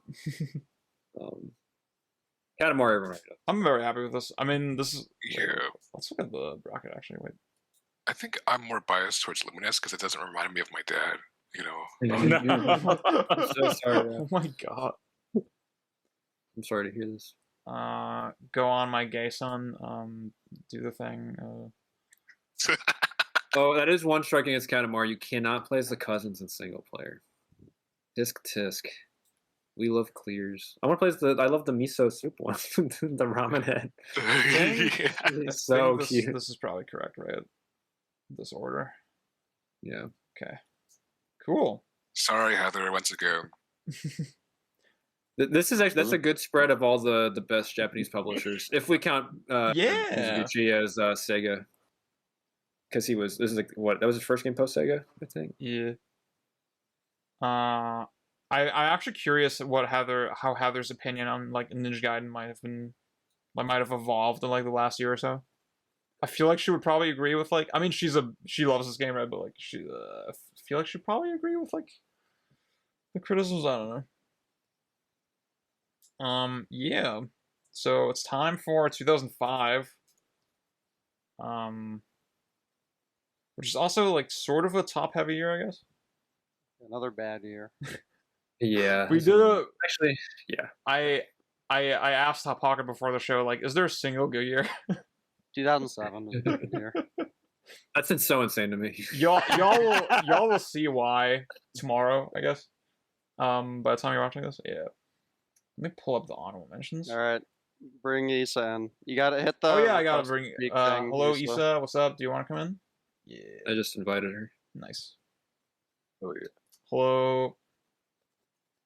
Can you hear me? Yes. Yeah. Okay, good. Oh, can I say something before we move on to 2000, Sure. 2005? The Luminous box art is pretty sick. Yes. Oh my god. True. Yeah. Oh yeah. Yeah. Oh, Yeah, maybe that's Issa. Maybe tilt the mic away from your mouth a little bit because like it does pop a lot. Oh, also, if How you have about the now? noise suppression. Oh, that's good. That's good actually. Yeah, that's Okay. better. Yeah, Okay, yeah. good. I can raise the volume post. Like it's fine. Don't worry. Okay. Cool. So we got honorable mentions. The one I went for is Meteos. I'm not sure how to fucking. I mean, it's the word meteor and then meteor. Dude, I don't. English is my second language. Yeah, it's a game. Collaboration between Masahiro Sakurai and Tetsuya Mizuguchi, but I think Sakurai was like sort of the lead designer on it. It's also, I mean, we talked a lot about Luminous today, but like it's also a spin on the falling block puzzle genre. This is definitely a much goofier and unbalanced take on it. That, you know, also due to the nature of its touch-centric controls, is very exploitable. Oh my god, I'm already almost time. But like, it has this very exciting presentation pace of it. It's very viscerally fun, similar kind of to DK Jungle Beat. Yeah, go play it. It's great. DS. Okay. Hot Pocket, you have Fear written down here. Heck, that's not what I have written down. You gotta read the Wait. whole thing. Monolith Washed. Yeah, I haven't played Fear in a few years. Mm. I need to replay it or just play Extraction Point or something. Mm. I did want to put it on here because I think it is it does do a lot of things right. I think as a hit scan oriented shooter, it does the thing where it has very loopy level layouts that kind of have Yes. you like, you know, looping around and sort of battling for position in that way. The AI is very well known, and I think it's overrated for its actual smartness and underrated for its telegraphing, which is more rare in shooters than you would think. The telegraphing thing. Also, the gunplay is extremely satisfying, and it's even when it's a shitty game, which is often, it has a very nice sense of atmosphere that I think is Yeah. typical of a lot of those old PC games. I'd say all the great things about it definitely hold up. But yeah. So for Basil, they had written down Pokemon Mystery Dungeon Red and Blue. Does anyone want to speak on that? I mean, they're It's two like games. Sky but worse. So I played I- Red back in the day, and like, I mean, as a kid, I'm like, oh my god, I'm the Pokemon. Whoa, this looks so crazy. But they're Bean cute game. games, yeah. I haven't played this, and I barely played any of it. I played way less than I played of Explorers of Darkness, but I guess I do know that people do like this one better than basically any other PMD game that isn't Explorers, so it's a point in its favor. Cool. Yeah. It's a pretty cool game. I feel like I have a soft spot for Mystery Dungeon as soon as I start playing them. So once I actually play the ones that aren't the Pokemon ones, I'll like be like, oh, these games are bad, but I like them. So. Evan had written down Splinter Cell Chaos Theory. He had to bounce for a bit. No, I know. I'm here just for the honorable mention. Oh, nice. I'm fucking shook that this game didn't make the top 10. Or 11. Fuck up. There's 12 games. Okay, I am shook that this game didn't make the top 12. Yeah, but Splinter Cell Chaos Theory, one of the best stealth games out there. The level design is super fucking interconnected. You can tackle objectives in a lot of different orders.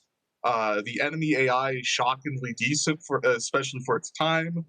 Actually, it's honestly better than a lot of enemy AI nowadays because when they see you, they don't go into a huh. Like they immediately decide, okay, that's somebody I need to shoot. They get immediately aggroed. But you got a lot of cool tools, good vibes. The music is fucking impeccable. Yeah, just like an all-around excellent package. If you ever get the chance to play the co-op, absolutely do so. Ooh, yes. Same with the multiplayer, but I mean, that's a little harder to get going now. But yeah. Nice. Okay, then for Pang, we got Trauma Center Under the Knife.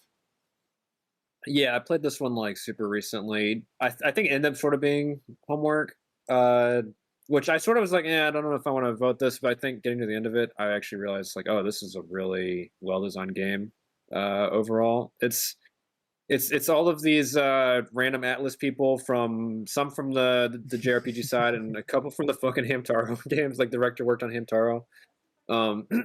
They basically made an arcade puzzle version of fucking Surgery, and it's shockingly well designed overall in terms of like how the different if you think about Surgery, it's like, well, one of the biggest issues with Surgery in real life is like, oh, you're actually harming the person when you do it, so you have to like sort of work around that. And that is like the way the loop works. It's like a lot of the stuff you do to kill viruses also hurts your patients. You have to balance it with like healing them and that kind of thing. It is hard as shit. It made me fuck up my DS screen. But it's a really cool game. I can't wait to get to the other ones. Hell yeah. This is also a series I've only played a little of, like one game of, and I always thought it was really cool, and then yeah, I just gotta explore more. Luna had written down Oddworld Stranger's Wrath. That one always looked cool to me. Raph, I feel like maybe you've played it. Like that seems like a you kind of game. A long ass time ago. It has an extremely weird and memorable world, right? It's definitely like a vibes kind of shooter. Where you play as this cool ass little like Western cowboy alien guy with The way he runs weird. is really cool. Oh yeah, it's just I need to replay. I know it's one of Zach's favorite games of all time, so that should tell you something. Okay. Did I write my honorable mention down there somewhere? You Is did it on the not. You list? didn't write anything down. Oh, can you start the timer for me? Yes. No, sir. So, Marry Me Misato, it's this sort of this dating sim fan game. It seems like a cutesy, like, oh, fan fiction, you marry Misato, but it's actually structured like a Greek tragedy. It's this idea of like parasocial relationships, unrequited love, trying to draw the attention of someone who doesn't really believe in you, who doesn't really like you. It has like this really brilliant metatextual element to it, where you're sort of put in the protagonist's shoes and sort of think of Misato as a replacement for lost love in your own life. But what I'm trying to say is that it's like Igor, but for like adults. Oh, shut the fuck up. That's Are awesome. we still friends? Amazing. Love that album. I'm sorry. That's great. Ryan, you got written down Ibarra. I have no fucking idea what that game is.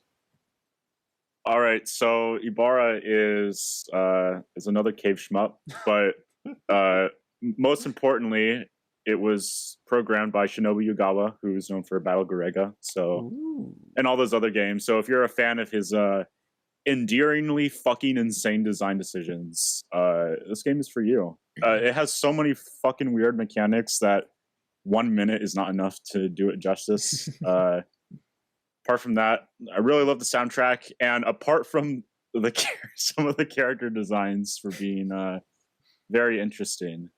Yeah, Raph is saying in chat. Apart from that, the aesthetic is otherwise pretty cool.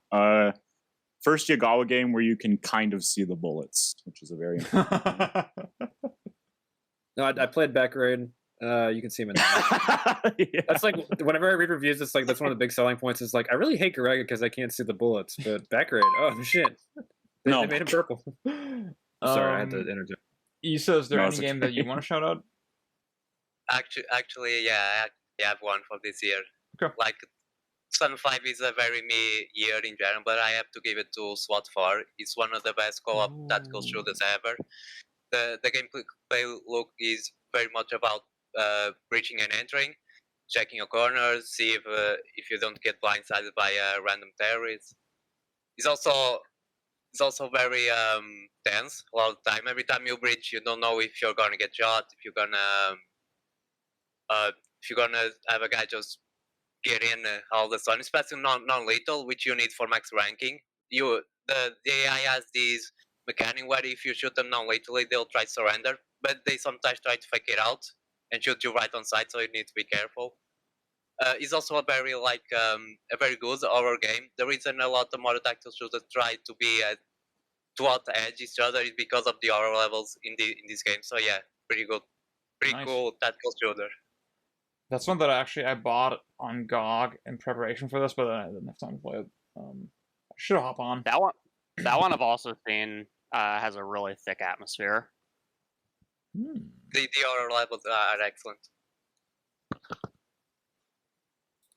Okay, time for our first matchup. It's yeah, I totally forgot some of the We Love Katamari made it on here, which is kind of cool. Maybe let's see how far I'll make it this time. Yeah, versus Mario Kart DS. We talked a little about Mario Kart DS in the pre-show.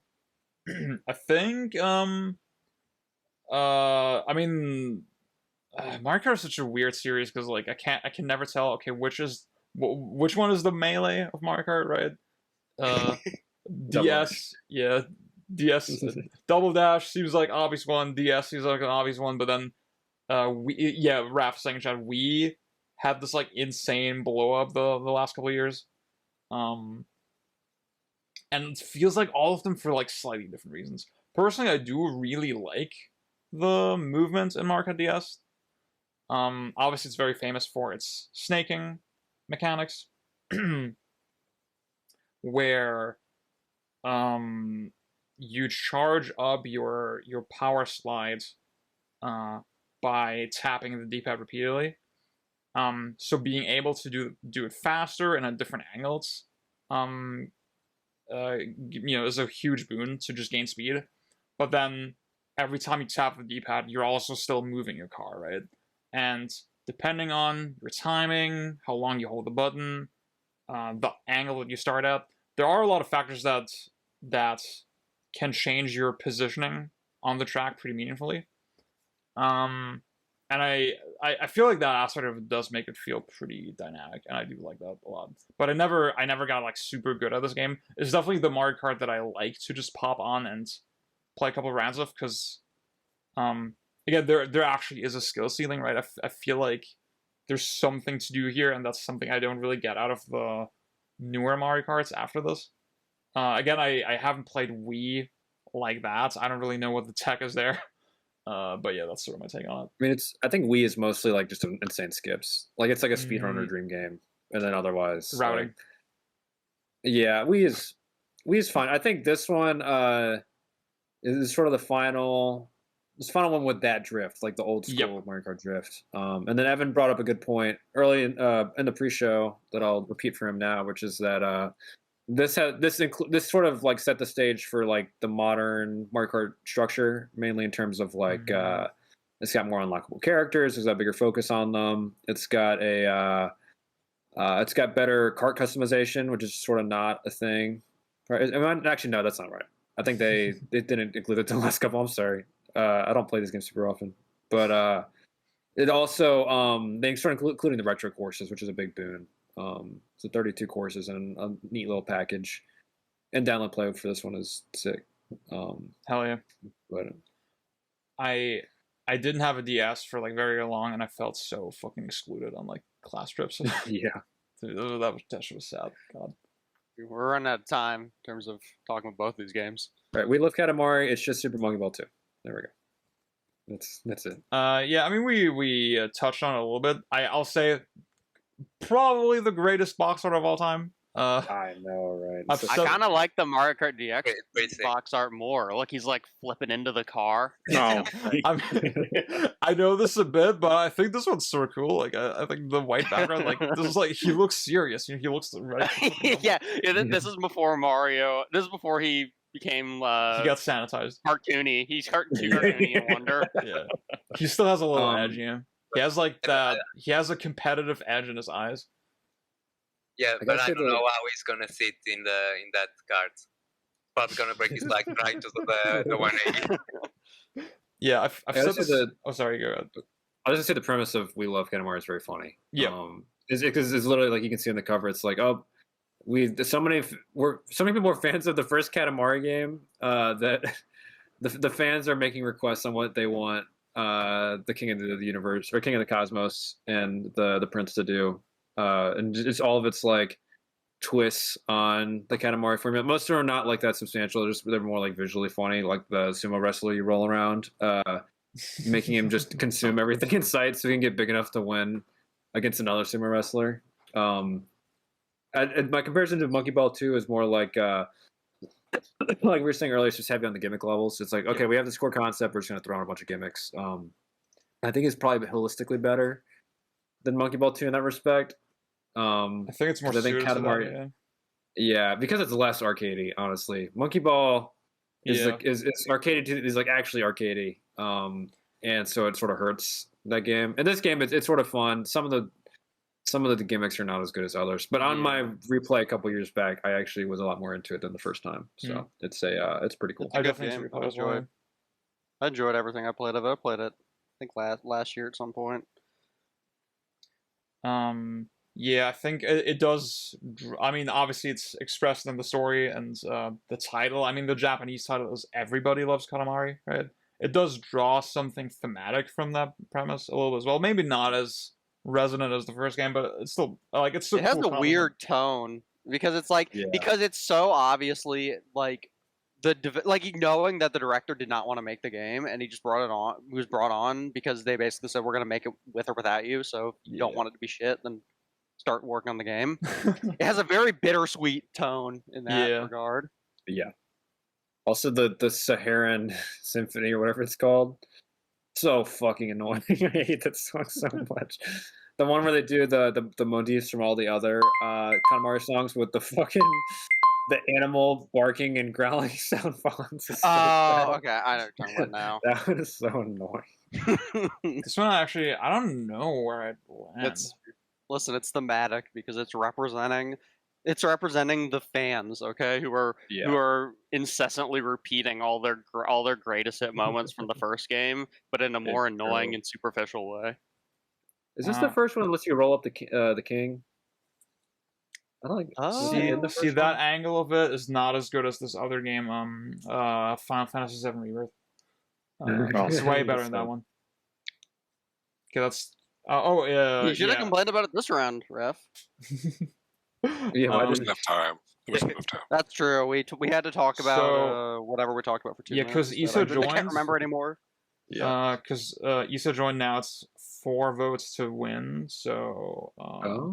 Yeah. Well, Evan's not here. Evan abstained. Evan. Yeah, Evan. Oh, yeah. Sorry. He said he's voting for Chibi Robo and RE4. And I only played the Mario Kart DS out of the two, but I think nowadays I will be annoyed with the RNG in the series, to be honest. I mean, the snaking kind of lets you outpace it, I feel like, so that's kind of what I like about it. Yeah, that's true. Good. But that's it for Katamari. That's true. That's true. Issa is the only one allowed to talk about RE4 on this one. Oh, no. Yeah. That's the real upset we need. Okay. Ape Escape 3 versus Chibi Robo. I wish I'd played Chibi Robo at all. I think it's, from what I know, it's very Love the Lick coded. It has some legacy there. I played like under an hour of Ape Escape 3 for this. Again, wanted to play more but couldn't. It was cool. I think Pang, you're pretty into Ape Escape 3 from what you've played recently, right? Oh, I mean, I think I probably played a little more than you, but not that much. Yeah, it's Ape Escape is hard for me because I've been just for whatever reason mainlining 3D platformers recently for some reason, and I mean they're I sort of realized recently that they are sort of all vibes experiences. Like you could even when you make an argument for the Mario games, it's like, oh, well, the speedrunning or like some shit like that.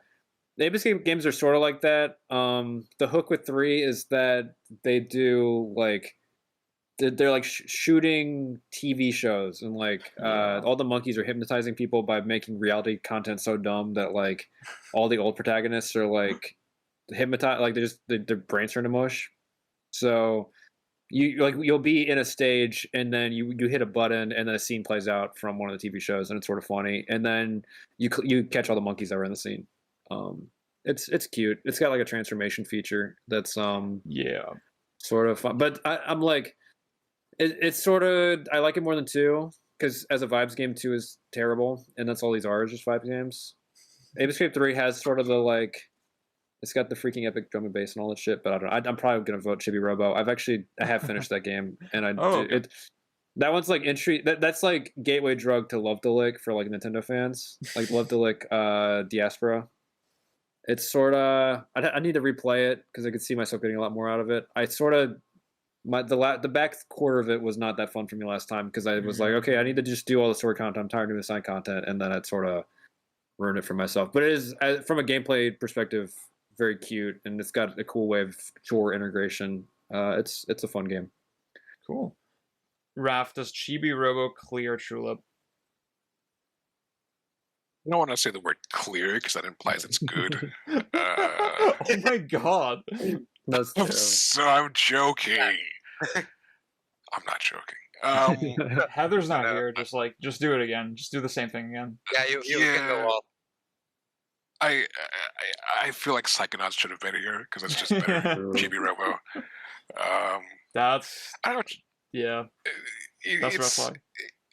It's Banjo Kazooie, but sort of in the form of a cutesy cinematic platformer where you're playing a character who is very slow, very clumsy, has very limited movement capabilities, and has to sort of solve these little puzzles where you climb up these structures. You can clean little cobwebs, and not cobwebs, but like clean stuff off walls or whatever. It's a cute game.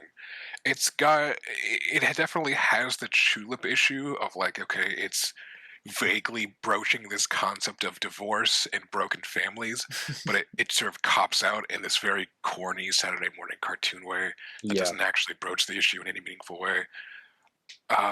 But it's also like, it has much better gameplay than Tulip, right? Like, it's not just bad puzzles for 10 hours. It actually has like cute traversal ideas, a lot of mini games, a lot of fun mini games. I love the vibes. I love the atmosphere. I love the music. Music is great in this one. Yeah, 100%. I think like the only left to lick game I actually like now is Moon, so that's cool. Oh man. See that? I mean, I talked about it. Oh yeah, you said go ahead. Now I was gonna ask Raph if it actually has any cinematic platform mechanics like having set up jumps and the like. No, absolutely not. Okay, I was starting to get interested. Never mind. It's very rigid. Yeah, that's the one I'm asking. If it is like to the Prince of Persia rigid, that you have to set up your jumps. There's a delay to all your actions, etc. I guess I mean it more as rigid in that it's like you set up an object so you can climb up it or some shit like that. There's like a hover mechanic, but there's not like it's not planning so much as it's solving the. You look for the puzzle and you solve it and you figure out, okay, I'm gonna. God damn it! I keep making it sound like Prince of Persia, but it's not. It's more Zelda-y, right? Yes, yeah. Zelda, you might be able to. Yeah, I don't have like having to pre-plan your movement, especially your jump and the like. Yeah. It's just rigid. There's no execution to it. Like Okay. There's no danger either. It's yes, that too. I'll maybe say a final word on Ape Escape. I feel like, again, what I played of it was pretty into it. I thought it was very cute. I like the transformation thing, felt cool. It threw a boss at you early on that was like shallow, but like it was just fun to hit and stuff. Like it's fun in a really simple way. I guess it's just like the premise. Oh, sorry, go ahead. I'll just say if it was that dragon boss, I was thinking the same thing. I was like, oh, they actually made a boss that's not like a Nintendo boss. Like you can actually pre-hit it. Yeah. If you're like, sorry, a little tangent. No, you're good. You're good.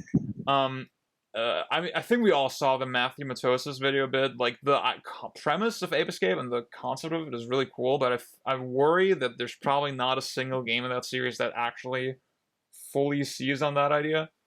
Again, I finished one, played a little of this one, and it was cool. I like the vibes. Okay. Yep. Time. This one took me a little bit of effort to think about. I might like Ape Escape more as I play it. I don't know, but I was noticing while I was going through it that it's it's like a good version of paired animations. There was I there kinda was agree. a Kime. So in the first Ape Escape, it's just like straight up you hit the monkey and it catches it. And then in 2, they added this weird thing where it'll sometimes do like a cinematic swing, but the monkey can still move during it, so they can just walk out of range. And then in this one, it's like if a monkey can like dodge it, it'll actually do a paired animation where it dodges it, and that sort of gives you the cue, like, oh, I'm not gonna be able to catch it this way. I need to hit it somehow before I catch it. Yeah, I that thought felt super that cool, was actually. yeah. So I felt so my brain, like, I felt like brainworms when I had that thought. I was like, that's such a weird thing to think about Ape Escape. But, sorry. Yeah, Chibi-Robo takes it. I think our next matchup, I mean, Killer 7 might be like sort of divisive, but like I think it's still very free probably. Yeah. The thing is, I played Ratchet Deadlocked for like a little under 2 hours for this, and I thought it was very promising. I really liked what I played, but then Raph had the same impression, and then tells me, oh, it falls off a cliff. Like the further it gets very repetitive as you go along, right? Oh, frick, mute button. God damn it. Yeah, well, so the thing is, it sort of structures itself like this 3D bullet hell, like we sort of compared Yeah. it to Eternal at one point. Dense, intersecting, interlocking bullet patterns from enemies, like a dozen different enemies on screen. It seems very complex. It seems very, really schmoovy and positioning heavy, especially because you don't have any iframes, right? You think it's a game where like you gotta like move out of the way of bullets, but you quickly find out that none of the bullet patterns can actually constrain your movement. So as long as you spin and strafe in one direction, enemies can never hit you. So it's almost like a parody of. It's like the worst possible like boomer shooter, I guess. Like you just strafe and hold the fire button for like 10 hours straight, and I don't know. It's shocking. It's shocking, like how like fundamentally flawed it is, because it has so many interesting mechanical gimmicks in terms of the different missions. Yeah. Of like limiting the your movement options, limiting your weapons, putting timers on things, making you run at different checkpoints and stuff. But at the end of the day, it's just mush. It's just mindless mush. You just Isn't this run in circles. Insomniac still? Yeah. Yeah. Why is it so shocking then? Well, I didn't want to So say that true. Ratchet's a low quality franchise because that's It Peg's is. bit. Yeah, that is my bit. It is. Yeah. I actually I sort of want to play this one, but yeah, that's not selling me. At the end of the day, it's still like a PvP game with a PvE mode slapped in. I do Right. like it though. I think the best part of it is like his honesty. Like, yeah, it's very bad, but it knows it is a literal arena shooter. You basically drop into PvP maps with enemies around. Compared to like 3, where it was still the same, but they kind of tried to structure it like a single player campaign, but it didn't work so well. I think it works way better in Deadlock, personally. Yeah. But It yeah, drops on the pretense. Yeah, and I think the gunplay is still fun, despite like Raph says. Yeah. The movement isn't as deep as it looks at first glance. You basically jump at the right time when you have grounded moves, jump around when there's bullets flying everywhere. You'll be mostly safe. Yeah, that's why But yeah, oh, sorry. Yeah, it's still cool to go through it. It has a lot of cool missions. The world I think is best in this game. The consumerism angle is brought heavily compared to the other games. And yeah, I'll let Zay talk. Sorry, I felt we're almost out of time. We should talk about Killer 7. Okay. Yeah. I really admire how cohesive this game is, right? And I mean, it's sort of. I think Pang, you can probably speak better on this, but like there is a lot of nonsense to it, but it does feel. I don't know, like I just really respect the boldness of it overall. Yeah, It's the naked launch of video games. It sort of does. I don't want to give him too much props, but I do think it has a semi-literary quality to it. It's of that sort of. It's almost like postmodern to a fault, if that makes sense.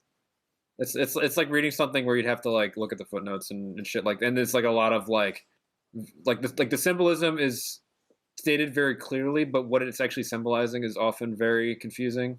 Not all the time, but sometimes. It's a cool game, and it's also got a very stripped down Resident Evil framework underneath, which is very funny. I know Ryan also likes this game a lot, or he was at least playing in chat the other day. Ryan, do you want to talk about it? Yeah. I guess my joke is it sounds like this game is actually more dynamic than Deadlocked because, Yes. I mean, even at the most basic level, right? Like trying to play efficiently for enemy weak spots, and that can lead to like de-liming enemies and all that's cool, but I don't give a fuck about any of that. The camera angles in this game are So fucking sick. awesome. They are. I guess to maybe expand on what I said earlier, like even just from the premise, right? It feels like they were not constrained by game design conventions, right? They really thought from the ground up, okay, what's like the weirdest shit we can make? And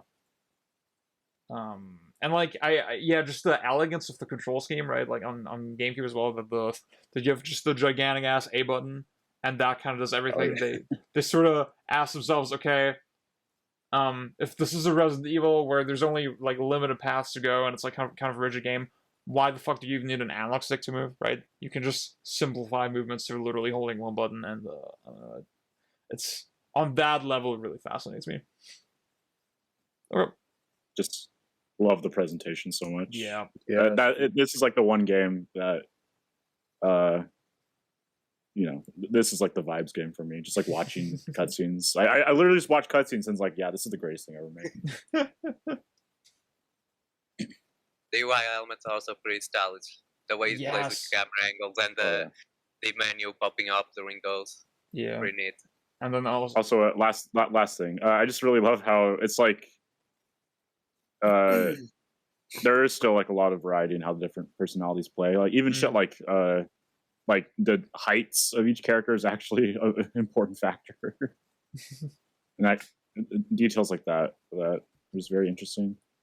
Even though a lot of the time you can probably just like, you don't even have to play the game. You just pick con and you like quick turn away from enemies, and then you, like they'll explode and you don't have to fight them all. Okay, K7 takes Very it. funny game. Okay, I feel like next one is gonna be kind of unfair matchup. Has anyone here played Berwick Saga? I've played one map. I've seen the vision.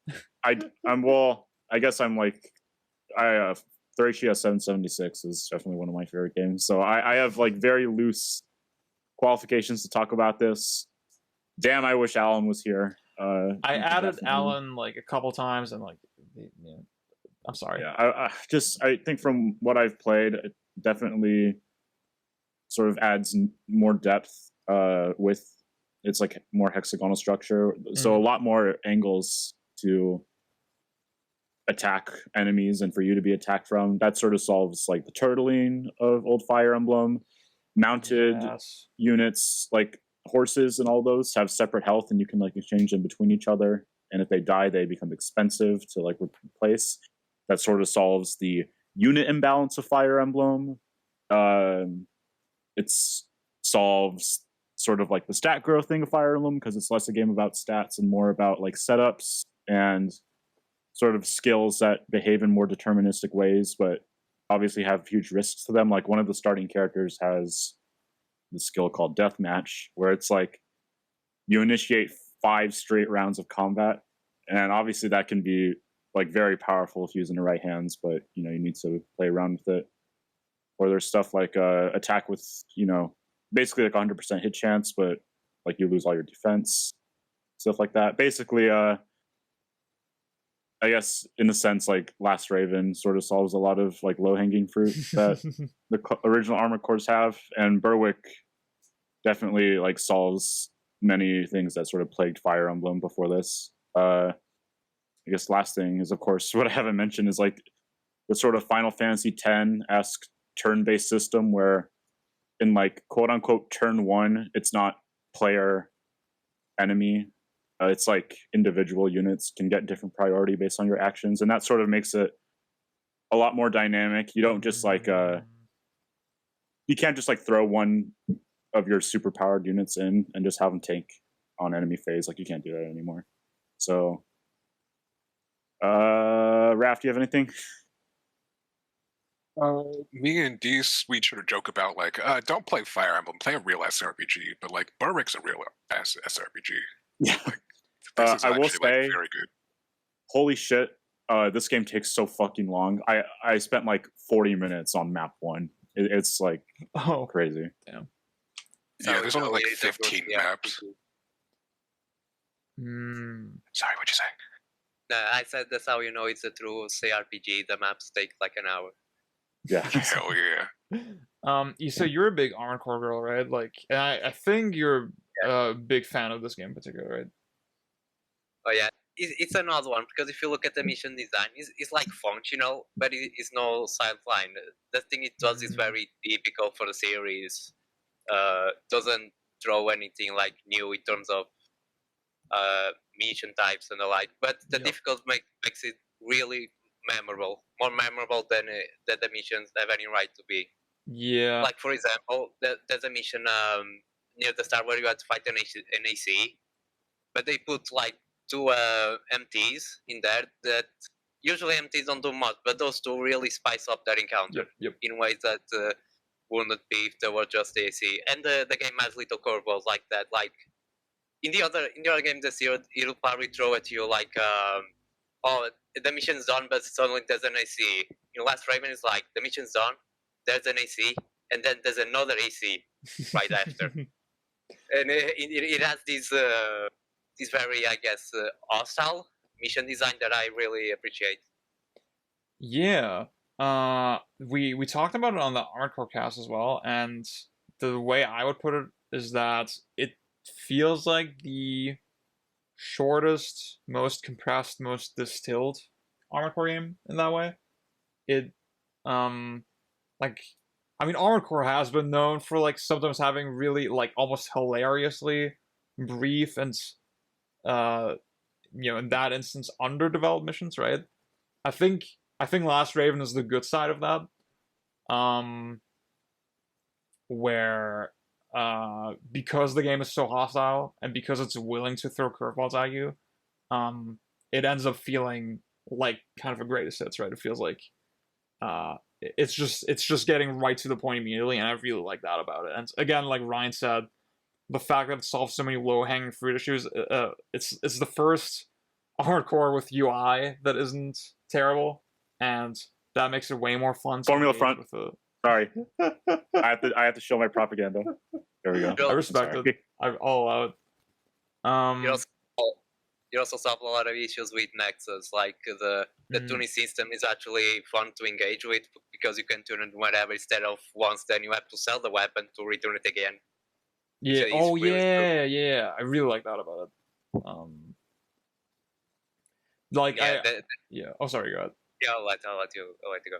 Yeah, like it was always sort of a thing that okay, you could sell stuff for the same price that you bought it, and that was sort of friendly toward the player. But then I do like in Last Raven that I actually found a mechanical way, you know, that the value of your stuff lowers over time. I think that's cool.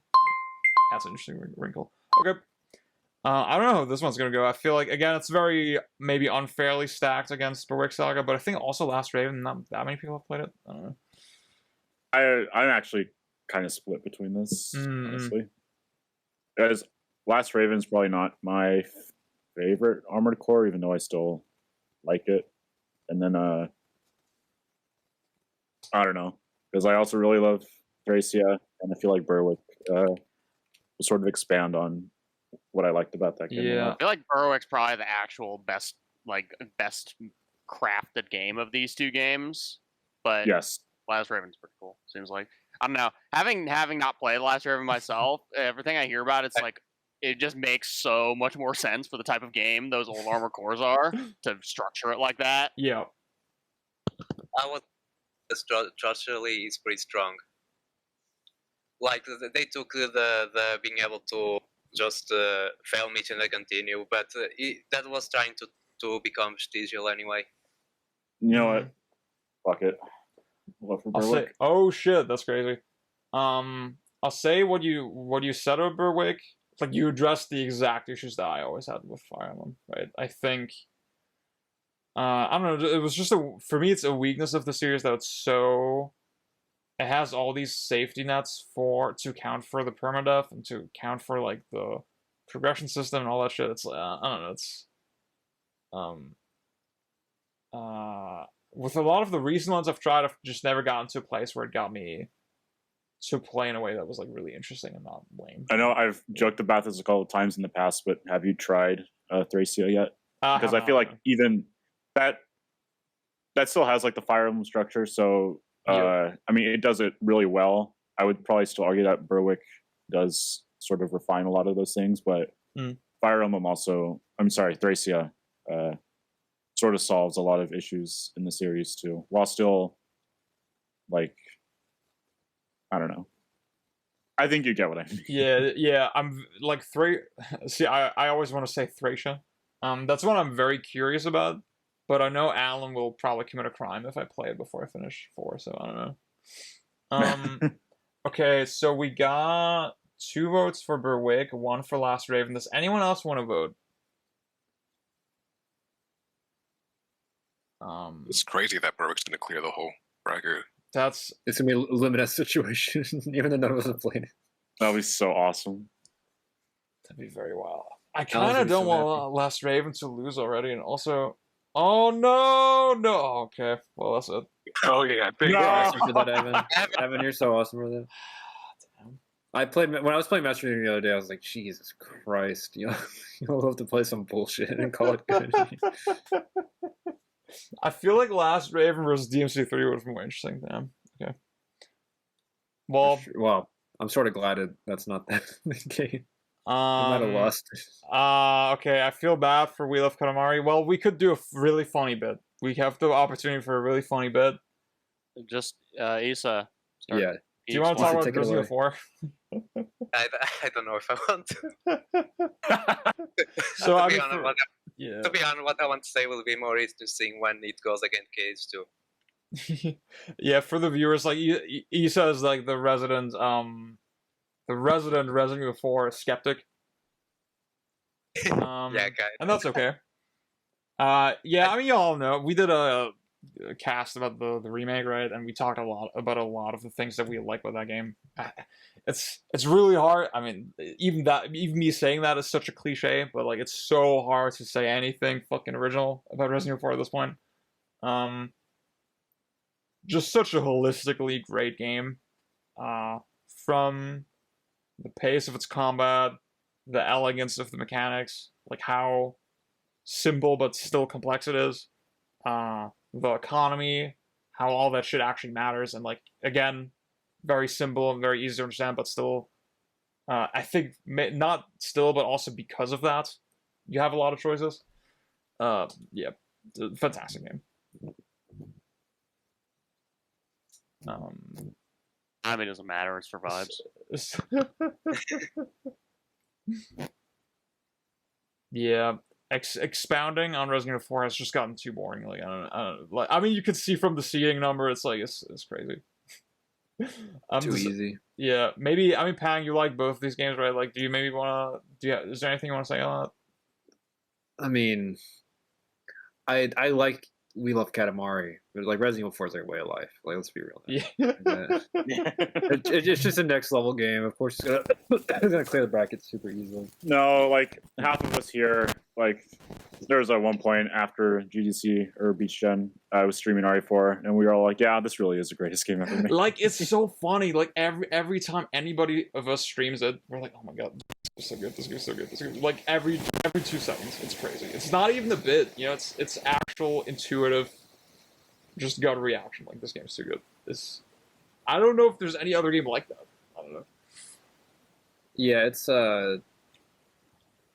actually, I don't even know what I was gonna say. Game mixes enemies way too conservatively. True. Well, it's a beat 'em up. It's got you know. No, that's precisely why it's not a beat 'em up. See, Beat 'em that's ups kind of true, but then that. I mean, at the same time, like enemies can fulfill like many different roles, right? It's like, Yeah, such as the walking at enemies you. are pretty multifaceted in this game. okay, Yeah. I don't see Hot Pocket. Are you doing a bit? Is this like? I'm doing that. I'm doing the genuine bit. This is it feels sort of genuine, but it does feel like a bit. Yeah. I do think reading that blog hub thing from the other day, I do think it does sort of have similar enemy design, just in terms of how like you like they obviously like walk at you, but then once they get into your radius, like the way they behave is interesting, and the way they react when other people around them get hit is also sort of interesting. Yeah, I feel like that is. So it really, oh, sorry, go ahead. Yeah, this is really more a game about hit reactions for sure, which I know are important, you know. As well, but they're once you get to that point is where it really starts taking off. Yeah, the fact that enemies, once they're in the range, they can swerve, go side to sides, duck, blah, blah, blah. Like, all that also leverages the control setup really well, right? That you have a minimum amount of travel time to, like, to turn in one direction or to aim in one direction. It's just these really obvious ripple effects that affect your decision-making. And Yeah, basically what Raph said. I was about to say the gimmick thing. Only uses environmental design in a way consistent with the rest of the game for like 5 rooms, and then the rest of them are bespoke gimmick areas. Oh my god, stop. I don't even know if oh my god, okay. No. MGS3 is probably better than that. MGS2 is the one that's like it's just, well, I mean MGS1 as well, so it's FP7, but that game has no mechanics, so it's sort of like whatever. So talk to the end. Hello. Yeah. Test. Yeah. It's better. I can hear All it right, now. nice, thank you. Yeah, what I was gonna say, what Hot Pocket say is the reason why, like, I think everyone knows at this point that I am not the biggest fan of the village section, because the enemy variety there is so low. I mean, you fight like the villagers, the station guy, and I think dogs, and I think that's it, and the Plagas version, of course. And it's like if I can pick the Doom analogy, it's like I'm fighting kings and imps throughout 1/3 of the game, and that's why I tend to my RE4 replays tend to stop before I reach the castle, which I think is more interesting in terms of enemy placement and level design. Well, you see, just like Doom, you can mod RE4. Well, I have seen the RE4 mod. They don't seem that great. The village is like 90 minutes. Nice 11 stuff. Like, I don't even it's want to very, make the very quick. length argument for the village, because I do think, I mean, it's I guess RE4 is not the type of game to me that like really needs that kind of obvious. I mean, I already said this, right? But like, I do feel like the enemies genuinely do fulfill a lot of functions, and like the space control is so inherently interesting. I don't know. It's yeah. Oh, the Plagas is so smart. When Nisa said that, I was like, the yeah. the Plagas already happens in the village. It's like this way. Yeah, I don't know. It's so sick. Okay, time to vote. Again, there is an like if y'all want to. Raph, is that a bit? I just don't want. We weren't supposed to talk about RE4, and now we're talking about it. So I think y'all should be punished for that. Oh Am I not shit! allowed to talk about how? 2 for cut. Am I not off. talking about how genuine beautiful bits. Ron is, Raph? Are you homophobic? Yeah. Oh, Evan was joking. Okay. I was about to say, it's like, don't you play that every single month? I would respect the bit, though. I do respect the bit. So that's 4 for RE4, right? Oh, that's crazy. Yeah. I mean, you can probably just do the line all the way to the end. Yep. Just do it already. I mean, Just I don't trust keep going. y'all. I feel like, you know, so for the viewers, y'all Damn, don't know. 6 minutes to find out RE4 is good. Last year we had a whole thing that Hot Pocket at the very last minute he revealed himself to be a VN gamer, and voted I've forever broken your trust by doing that. yeah Over. the House and Fata Morgana over Super Metroid, and I have not been the same. I have not been the same ever since. It's okay. I've spent ever since that day. I've spent I spent the rest of my time trying to repent. Okay, so Kingdom Hearts 2 versus Chibi Robo. I don't know if this is the biggest like Kingdom Hearts 2 passion panel, but I have a feeling against Chibi Robo it's not that hard of a fight. I really like Kingdom Hearts 2. I made a whole video about it. Like, I mean, if you're watching this, you've probably seen it. Yeah, really, the most bespoke meter management in gaming really like clears every fighting game. I haven't played that many of them, of course, but like, this is definitely better, right? And yeah. True. As someone who's played fighting games, I can agree that like KH2's systems, it's honestly like one of the deepest games ever made. It's one of the few single player games that actually outdoes titles like Melty Blood in terms of complexity, in terms of footsies, resource management, combos. It's something special. Once I retire from Melee, I'm gonna put all my time into KH2 speedruns. This is just a psyop. Yeah. I still don't believe. I don't believe. Okay, This well, panel's just bits now. I mean, everything we set up till now was bits. I mean, genuinely speaking, I do think the MP gauge is very smart. And I mean, I'm not gonna go into super crazy depth about it, but like, it has this really nice, satisfying balance between, okay, it actually, the way I use my abilities, the way I use my resources does actually fucking matter, but then it still has the, you know, the fast, snappy nature of a cooldown-centric kind of system. And then even when you're in cooldown, that still has mechanical implications other than, okay, I can't do the thing anymore, right? That still feeds into other aspects of the overall system. It's when you skip the cutscenes, it's very fast paced. Has a really nice flow and clip to it, and I just really like I mean, on a really surface level, I've always really liked the game feel of KH2. I think, Pang, that's something you kind of talked about in your review as well, right? I'm backlogged. That's a good question. I'd have to go I remember first reading that. Yeah.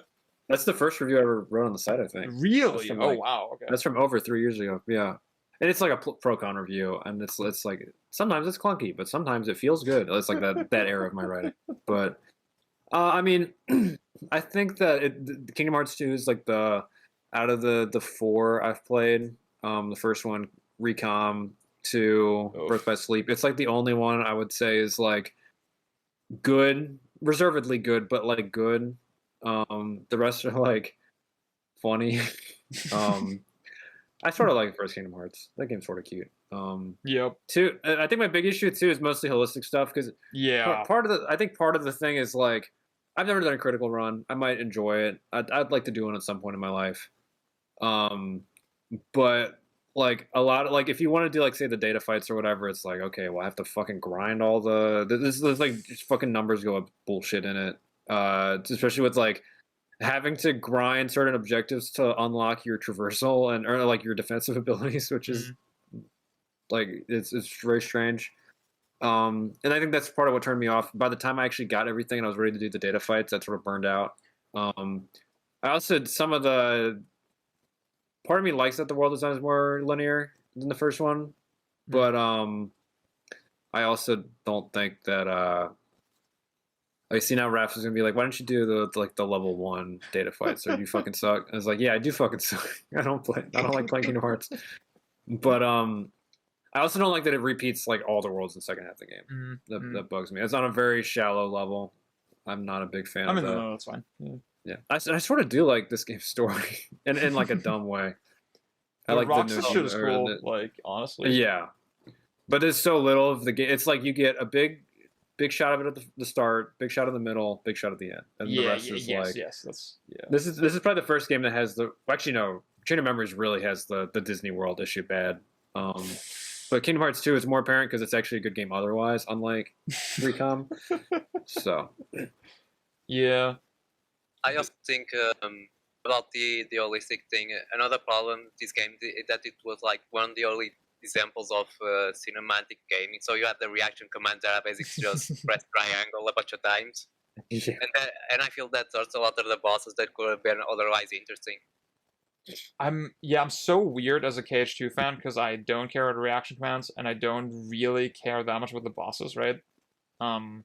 Really, that's funny. Honestly, yeah, like I do think they're cool, but they're definitely not my favorite part of the game. And I never really did the data fights either, to be honest with you. Oh, really? Yeah. I'm a fraud. They I mean, they are it cool. sort of makes sense. Like, it feels like those. From what I can tell, those fights are pretty reactive. In Yeah. a sense, I don't know. No one called me out on that. So a bunch of fucking Kingdom There's Hearts like fans there's screaming. routing in the fights, I'd say. And the routing aspect is cool, but like the actual execution is like pretty rigid, I'd say. Just reflects everything, easy peasy. Yeah. Okay, there's more to those Yeah. fights, but yeah, reflect is really strong in the data fight. Yeah, just The oh, yeah, the go final mix fights are cool. The ones that like the people who already died by that point in the series, who they bring back. That's just cool. Yeah. I'll say really quickly, yeah, on a casual quote unquote critical playthrough, the RPG shit doesn't bother me that much. I think it's not that problematic, but like yeah, if you actually wanted to do Terra, Data Org, then I can see that being more of an issue. Yeah. You can get all the growth shit like sorta organically. I mean, I do think the routing in that in the speedruns is actually sort of interesting. The way they actually have to factor, okay, I need to kill the enemies this way in this section to get the growth abilities for this. Obviously, that's not a conscious part of the design, right? But it's still kind of cool. I mean, it doesn't Wow. matter because Chibi Robo won anyways. So. Wait. 3 for Chibi Robo. Well, I mean, you need 4 to win, I think. Wait. Let's No, but go. Hot Pocket abstained. Hot Pocket. So Oh it's just no, are down you to the 5 of them. serious? You're not. Yeah. No. Get out of these games. That's crazy. That's Hot crazy. Pocket, you're real as fuck. You played the good Kingdom Hearts, which is Final Fantasy VII remake. No, we're not gonna. That's neither of the Final Fantasy VIIs are in this decade, so that is Dude. officially an excluded topic. When I was chatting up Kingdom Hearts 2, I thought we had a good thing going, and then, dude, I can't believe this. Fuck y'all, this is crazy. Played either. I've abstained voted. for almost every of all of these. No, that I haven't not played you both games. specific, not you specifically. I'm just. No, it's me specifically. I understand. This is good games canon, not fringe canon. Come on. This is crazy. What the hell? Okay, Raph needs a second. This You like is this so last You fun. round? also wanted Chibi This Robo. next round's Okay, gonna you be did even this. better. This is like partly your. Oh, This is crazy. oh, I forgot about this. This is Oh, gonna be no. awesome. Oh no. I need to be more toxic. I should have been, dude. I shouldn't have. Now's the absolute No, time. now I is shouldn't not have the time. resigned myself to being the tiebreaker. You know, I should have like I don't know. I don't even like PS2 that much, and I'm pissed. This is crazy. All right. Fine. 2 vibes games. I'd say So Killer true. 7 is maybe slightly more mechanical, probably. Hey. That's I a almost bit. wanna say that- That's a bit. Are you sure about that? Okay. I was about to say that I think Shadow probably systems-wise is, but doesn't tend to leverage it in any sort of interesting way. Yeah, At least from what I've played. I think we've talked about this a bunch of times, but like Celia Wagger, she's made the argument that okay, like Shadow of the Colossus is an interesting game and has a lot of compelling systems, but it's sort of questionable how much you can credit the game with it, given the fact that, like you said, it doesn't really leverage it. Personally, I feel like it's an interesting example, and I sort of put it in a similar category as Rain World or even Death Stranding. Maybe the level of success there is like, varied, but I do think the level of simulation there does pull me more into the experience of like being this character. And I mean, there's a lot of obvious great things about Shadow of the Colossus. I like that it's so short. I like the pace of it. Pag, you said a lot of great things about it on the Eco episode that I'm not gonna repeat everything, but like, yeah, it's awesome. I love it. What I did? Yeah, I guess I'm just gonna say the thing you focus on is like the contradiction of like this gigantic world that is also lifeless, right? Oh, I forgot about that point. That was an awesome point. I need to roll back. I said sort of that. the That's glaze crazy. is earned. Yeah, the I don't know. I think I was like maybe halfway through playing it then, and I sort of fell off Shadow of the Colossus. I'm not. I don't think I'm gonna write a review ever for it either because I know people love it. I don't want to like. It is like a game where I'm not against the open world or anything. I think I really what doesn't sell me on the game's world is the fact that every single like the puzzle of every single boss is so like in your face, right? And sometimes it's a little more subtle than other times, but once you figure it out, it's like, oh, the fight is over. Because you figure out the puzzle that'll let you get on their back and start stabbing their weak points. And past the first couple fights, I mean, God, I can't think of a single time that I was like, oh, I actually need to like route around the boss's body or anything. It's more just like, okay, here's some obvious safe zones where I can recover stamina, and then I'm just gonna move between them. It's not very engaging in that way, I don't think. Especially since if I had one point I would make about it, like design wise, that I think has probably not been said, is that when you have a game with like that many like flat-ish bosses, right? In a game that's sort of supposed to be about climbing on it, it's like they really should have been focusing on vertical bosses. I know there are plenty of vertical bosses in that game, but like if you think about like ones with wings or whatever, it's like, oh well, you're sort of just turning it into like, oh, whenever they start wagging, I better press R1 or hold it for a while and then just start walking in. It's like, oh, I don't know. It's fine. It's better than Eco. I like it better than Eco. I do think that wants to the grab mechanic, like where to grab, where to stand, where you think you're fully safe. There's a because the way the physics works, there's a lot of spots that are more trickier to handle than others. And if you know the spots, you can use it to speed kill a lot of the Colossus. Even just in like the meme strats, like the Colossi tree, like golf swing, where he just sends you into the air and you are right in his weak spots. That's pretty famous. There's a lot of small ways you can take advantage of the physics to get to spots faster, to get to move around the Colossi better. So I think there's some I guess sauce there. Even if first time you have to focus on a puzzle, you'll most likely just slowly climb, grab when you start shaking, and then slowly climb again. But there's more freeform routing to all the bosses, I think. Yeah, it's probably something I'm missing because I'm not like a divine casual playthrough. That's the thing. I think that's the thing I'm wrestling with because like I agree with you, Issa, but then also it's questionable. Again, like Celia said, how realistic of a part of the experience is that, right, for the game? I personally would credit it with just how quote unquote deep and went with its systems. Yeah, what y'all are saying in chat is also interesting to me because like I think I'm not gonna say that the artificiality of it is like sort of part of the point or anything. I don't think it is. But I always felt like it was so in your face that it became part of the tone in a way. Like I don't know. I don't know how to really explain it, but like I never tried to even read the colossi as like believable creatures. Yeah. To me, the reason I didn't like say that in my earlier section is mainly because that's less like what I would have thought playing through it, and more me responding to how other people view the game. Which I think personally, not on or from my perspective, but not personal towards those people. I think it's not. I don't agree with their interpretation, and it's for that reason, basically. Yeah, I get that. I see. I need to fully sort out my feelings on this because I think your points have merit. But it's sort of like that part of it just never bothered me, and I feel like for some reason in my brain holistically makes sense. I can't. Maybe y'all see where I'm getting with this, but like I can't fully articulate why. Right. If Killer said the failings, you should have brought it up earlier. It's too late. Oh, well, I was typing for a very long time. I'm sorry, that meant to be a vote for Killer 7. Let me actually edit that. What the fuck? Also, just realized. What? 'cause I No. was What hoping the Ryan- hell? Oh shit! Are you serious? Well, dude? there we go. Wait, it's 2 for Ryan, I'm actually curious. Ryan, which are you gonna pick? Because I know you're a big fan of both. I'm joking. I'm sorry. So I don't okay, know. Well, it's 2 for. because Oh, Ryan, go ahead. this is like part bit, part genuine.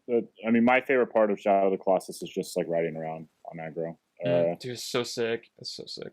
Which Have you is heard Breath of funny the because Wild? we mentioned this before, sort of like just a world that is sort of very beautiful and it's like sort of mundanity. I mean, obviously there are like cool landmarks, but it's sort of presented in this very, like nonchalant way, which has always sort of spoken to me. I think this is like the best nature game. If you love nature, you'll love it. I'll say it's a very meditative experience riding the horse. Yes. Hey, Ryan, you had a vote. This is fucking horrible. Cutscene game or running around empty worlds game. Ryan, don't forget you can stand up in a horse and catapult yourself. If you want That is- cinematic direction, just watch some movie, which probably does it 1,000 times better than some pseudo Okay. game. No, Okay. Y'all always well, with your mythical movies, but then not mention specific one. Ah, okay, I get it. I don't know if you can do Killer 7 outside of a game. I'm gonna say that. Well, I need Raph to fill in the blank there. Wait, Raph's wait. watched many more movies than I have. What is it right If now, nobody too? else wants to vote, then The one suit, yeah, exactly.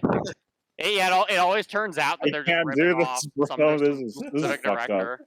He This rips is it off in a fucked bad way that makes it actually its own unique experience. I'll say. So, I mean, Ryan, if you cause a tie, then then you have to put your faith in my hands here. Yeah. You know what? I think I win either way. I lose either way. I'll let you do it. So I vote for whichever one is will make it equal. Yeah, you need to vote for Killer 7. Yeah. Okay, Killer 7. Then I'm voting for Shadow. Ha! Fuck y'all. All right. That's That awesome. means Killer 7 wins. Killer 7 wins. eh, Guys, count the no. votes. What the fuck are you Oh, talking about? no. That's not. No. Did you really do this to us, Sid? You hated seeing me win so many times. that you had to kick Y'all me like off, yeah. y'all depleted my sanity a little too hard with the Chibi Robo thing. Like, yes. I'm See, not I gonna will get say on. because there's like a good 3 or 4 Colossi that are fucking dog shit, and I hate them. They're so bad. Okay. Can I start the discussion for this one? Yeah. Go ahead. DT to Enigma backdashing. Yeah. Garbage ass Yeah. mechanic. That is so bad. This is so sick. Good game. Pang, you're really a big fan of this game, right? I feel like I've been slotted in this position because I'm just the one person here who defends it. Because it's the only character action game I've sunk any time into. But it's yeah, I mean it has the way I described my review is it's like it's interesting because of the contradiction and its sort of struggle between like the puzzle style CAG that sort of came before it and then the sort of freeform system. I think it's funny because Ninja Gaiden Black is probably a game that actually is like synthesizes the two into a single system. Mm-hmm.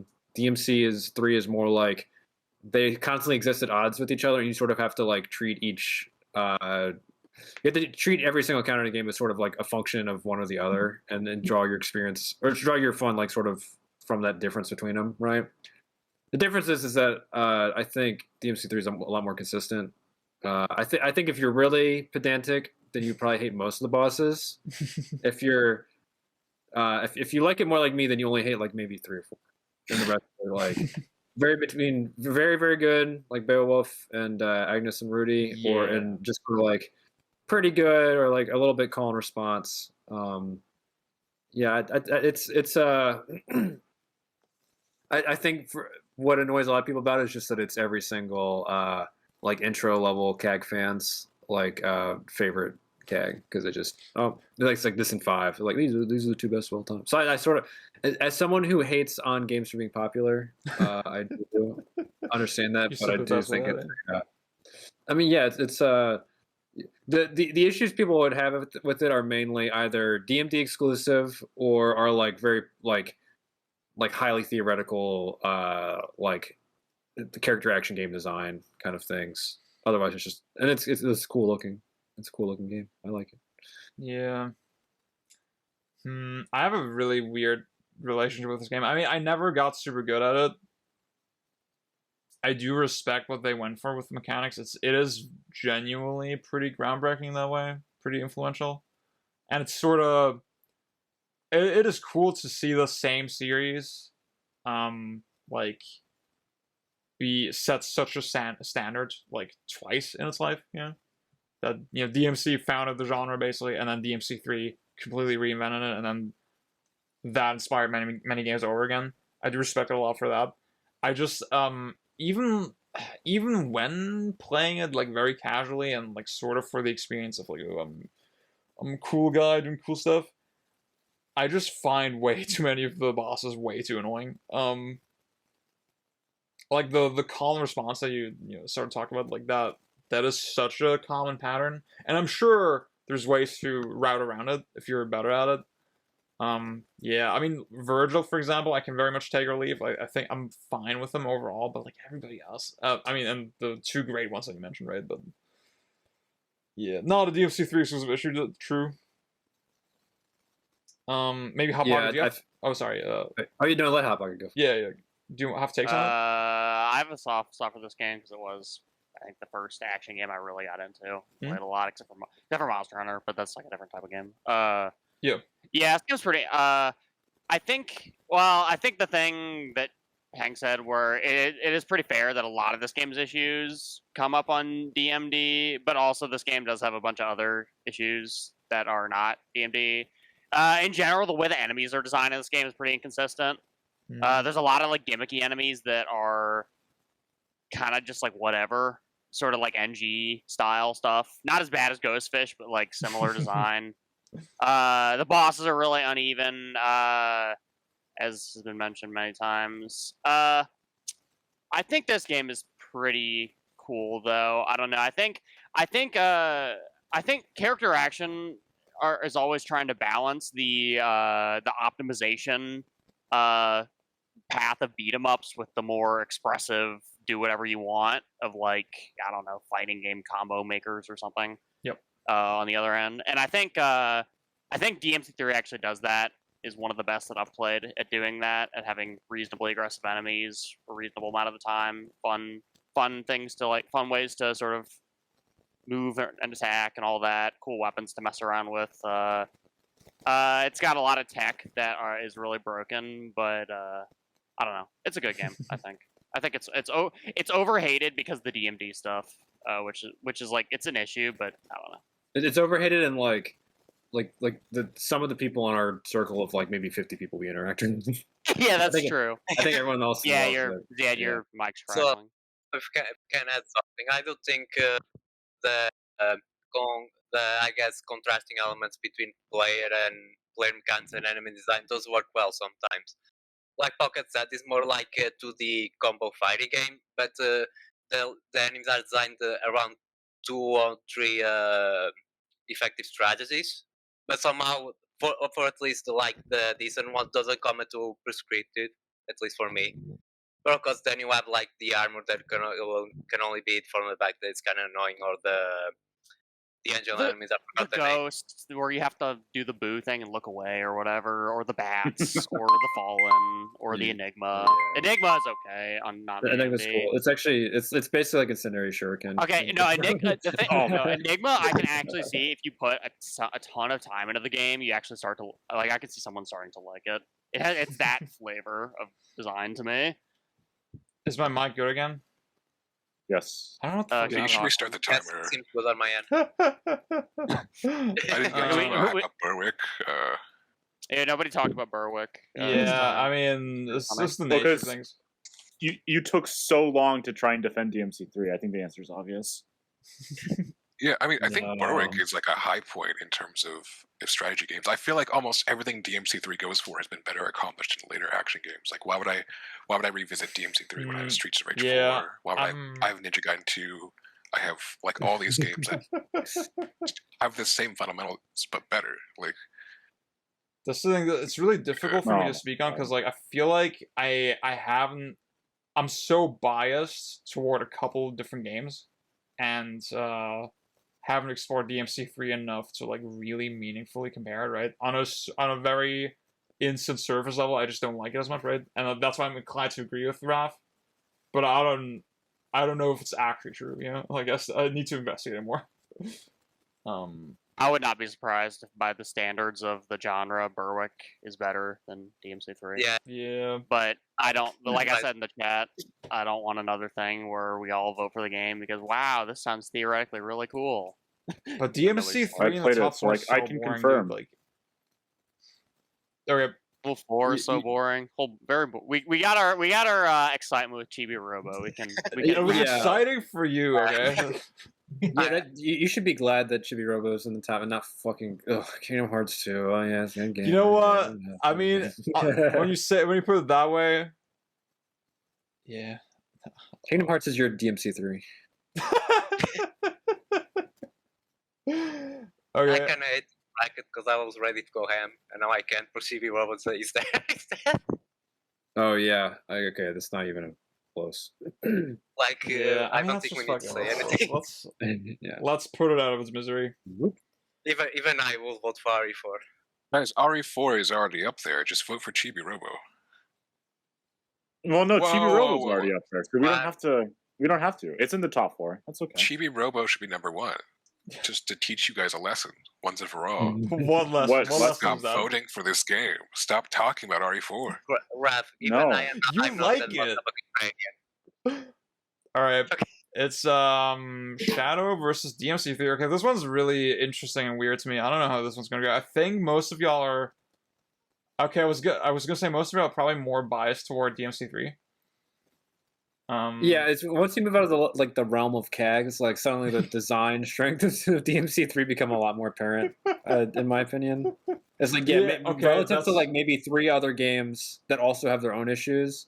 There's like less combo, or there's like too much focus on combos, or the enemies, or blah blah blah. But then we're comparing it to fucking Shadow of the Colossus. It's like, wow, this is 3 for Shadow, 2 for DMC3. Hot Pocket, do you want to vote? These are both 8 out of 10s for me. I don't know. no, that's not good. You sounded kind of harsh on Shadow earlier. Yeah, I don't know. It's sort of a game where I have to like be a little charitable to it with Shadow of the Colossus. Oh. I guess I mean, I don't know, because it's like it's just that shit is way too long. That game used to be about It's half like- the length. It's like 5 It's hours, true. dude. Yeah, but the Yeah, thing yeah, is, like exactly. the emotional beat of the game is stretched out for like the whole game, pretty much. There's like 3 emotional Yeah, it's beats. a great I would say. beat. I don't know. It is better than Eco, I think, but because I think the way the world is structured is really cool, and but yeah, I don't know. I almost like just running around more than I kind of like fighting the Colossi in a lot of ways. I also, what is it? There's this one Colossi where it swings its sword and you have to get on the sword, and it just kept fucking doing the other move, and I'm like, oh, that pissed me off so bad. Skillishly, clearly, you're not Yeah, manipulating it's the mono, AI. it's system. Exactly. AI minute. It's Yeah. Yeah, okay, exactly. wow, it's, Wait, the wow, Colossi. we're gonna get our Monhunt fixed tomorrow. I don't know. It's a good game. I like it. I don't know. I'm gonna flip a coin or abstain. Oh shit. I'll abstain. I don't know. They're both just Oh, they're both it's good. over. I think then Shadow wins. It's over. Already in fucking I clears. needed to tweet the W from this At least we're round. done now. Okay, this is going to be very funny. I yeah, think I mean, yeah. I will play both sides so I come out on top. Not even close. Does anyone want to talk about? Oh, yeah, you said with the Shadow. I mean, yeah. This is not good. I- It'll be I- funny if actually, Arc there 4 could be lost, a- but not there the could- Shadow. I feel like I used to It's- replay Shadow of the Colossus every birthday. you were like that you were effective Adam for me. Sandler from the one movie. Oh where- yeah, oh yeah, Where they play Shadow of the Colossus. yeah, What was- yeah. I That's forget. me every birthday. It's funny because like y'all spent this whole recording shitting on Shadow of the Colossus. So it would be great karmic justice if it won. Even though I'm not But, okay. personally for it, but That like, is true. Yeah. RE4 Like, being at the top yeah. is so boring, but Shadow is even more. Yeah, that was my Okay. thought process. Like, I don't want Shadow of the Colossus. Okay, you know Shadow what? being at the top is somehow even more of a Shadow normie Colossus pick good, though. I like than it. Resident Here, I Evil will 4. artificially prolong Oh! this since you have to break the tie. Oh, what the hell? I guess that means Zaya that's to. I'm just delaying the inevitable. You're putting me in a weird spot. I mean, the genuine me is like RE4. The petty me is Shadow of the Colossus. So- That's true. This Ew. would be your time to get revenge. yeah, for Kingdom Hearts you know 2. I mean, Although I don't know maybe who this is my time to prove that I'm a better person than y'all, you know? You are That getting is- more I that listen way. to What's my enjoying heart. RE4. Damn. So just stand the line for it. Okay, We I know. won't announce my vote. I'll just draw the line and All right, let's see it. Climactic. No, wait. Stop. So Yes. start from like the end, and then. you have to, Oh, like, yeah, that's a yeah, great yeah, idea. yeah, That's a great idea. That's a great idea.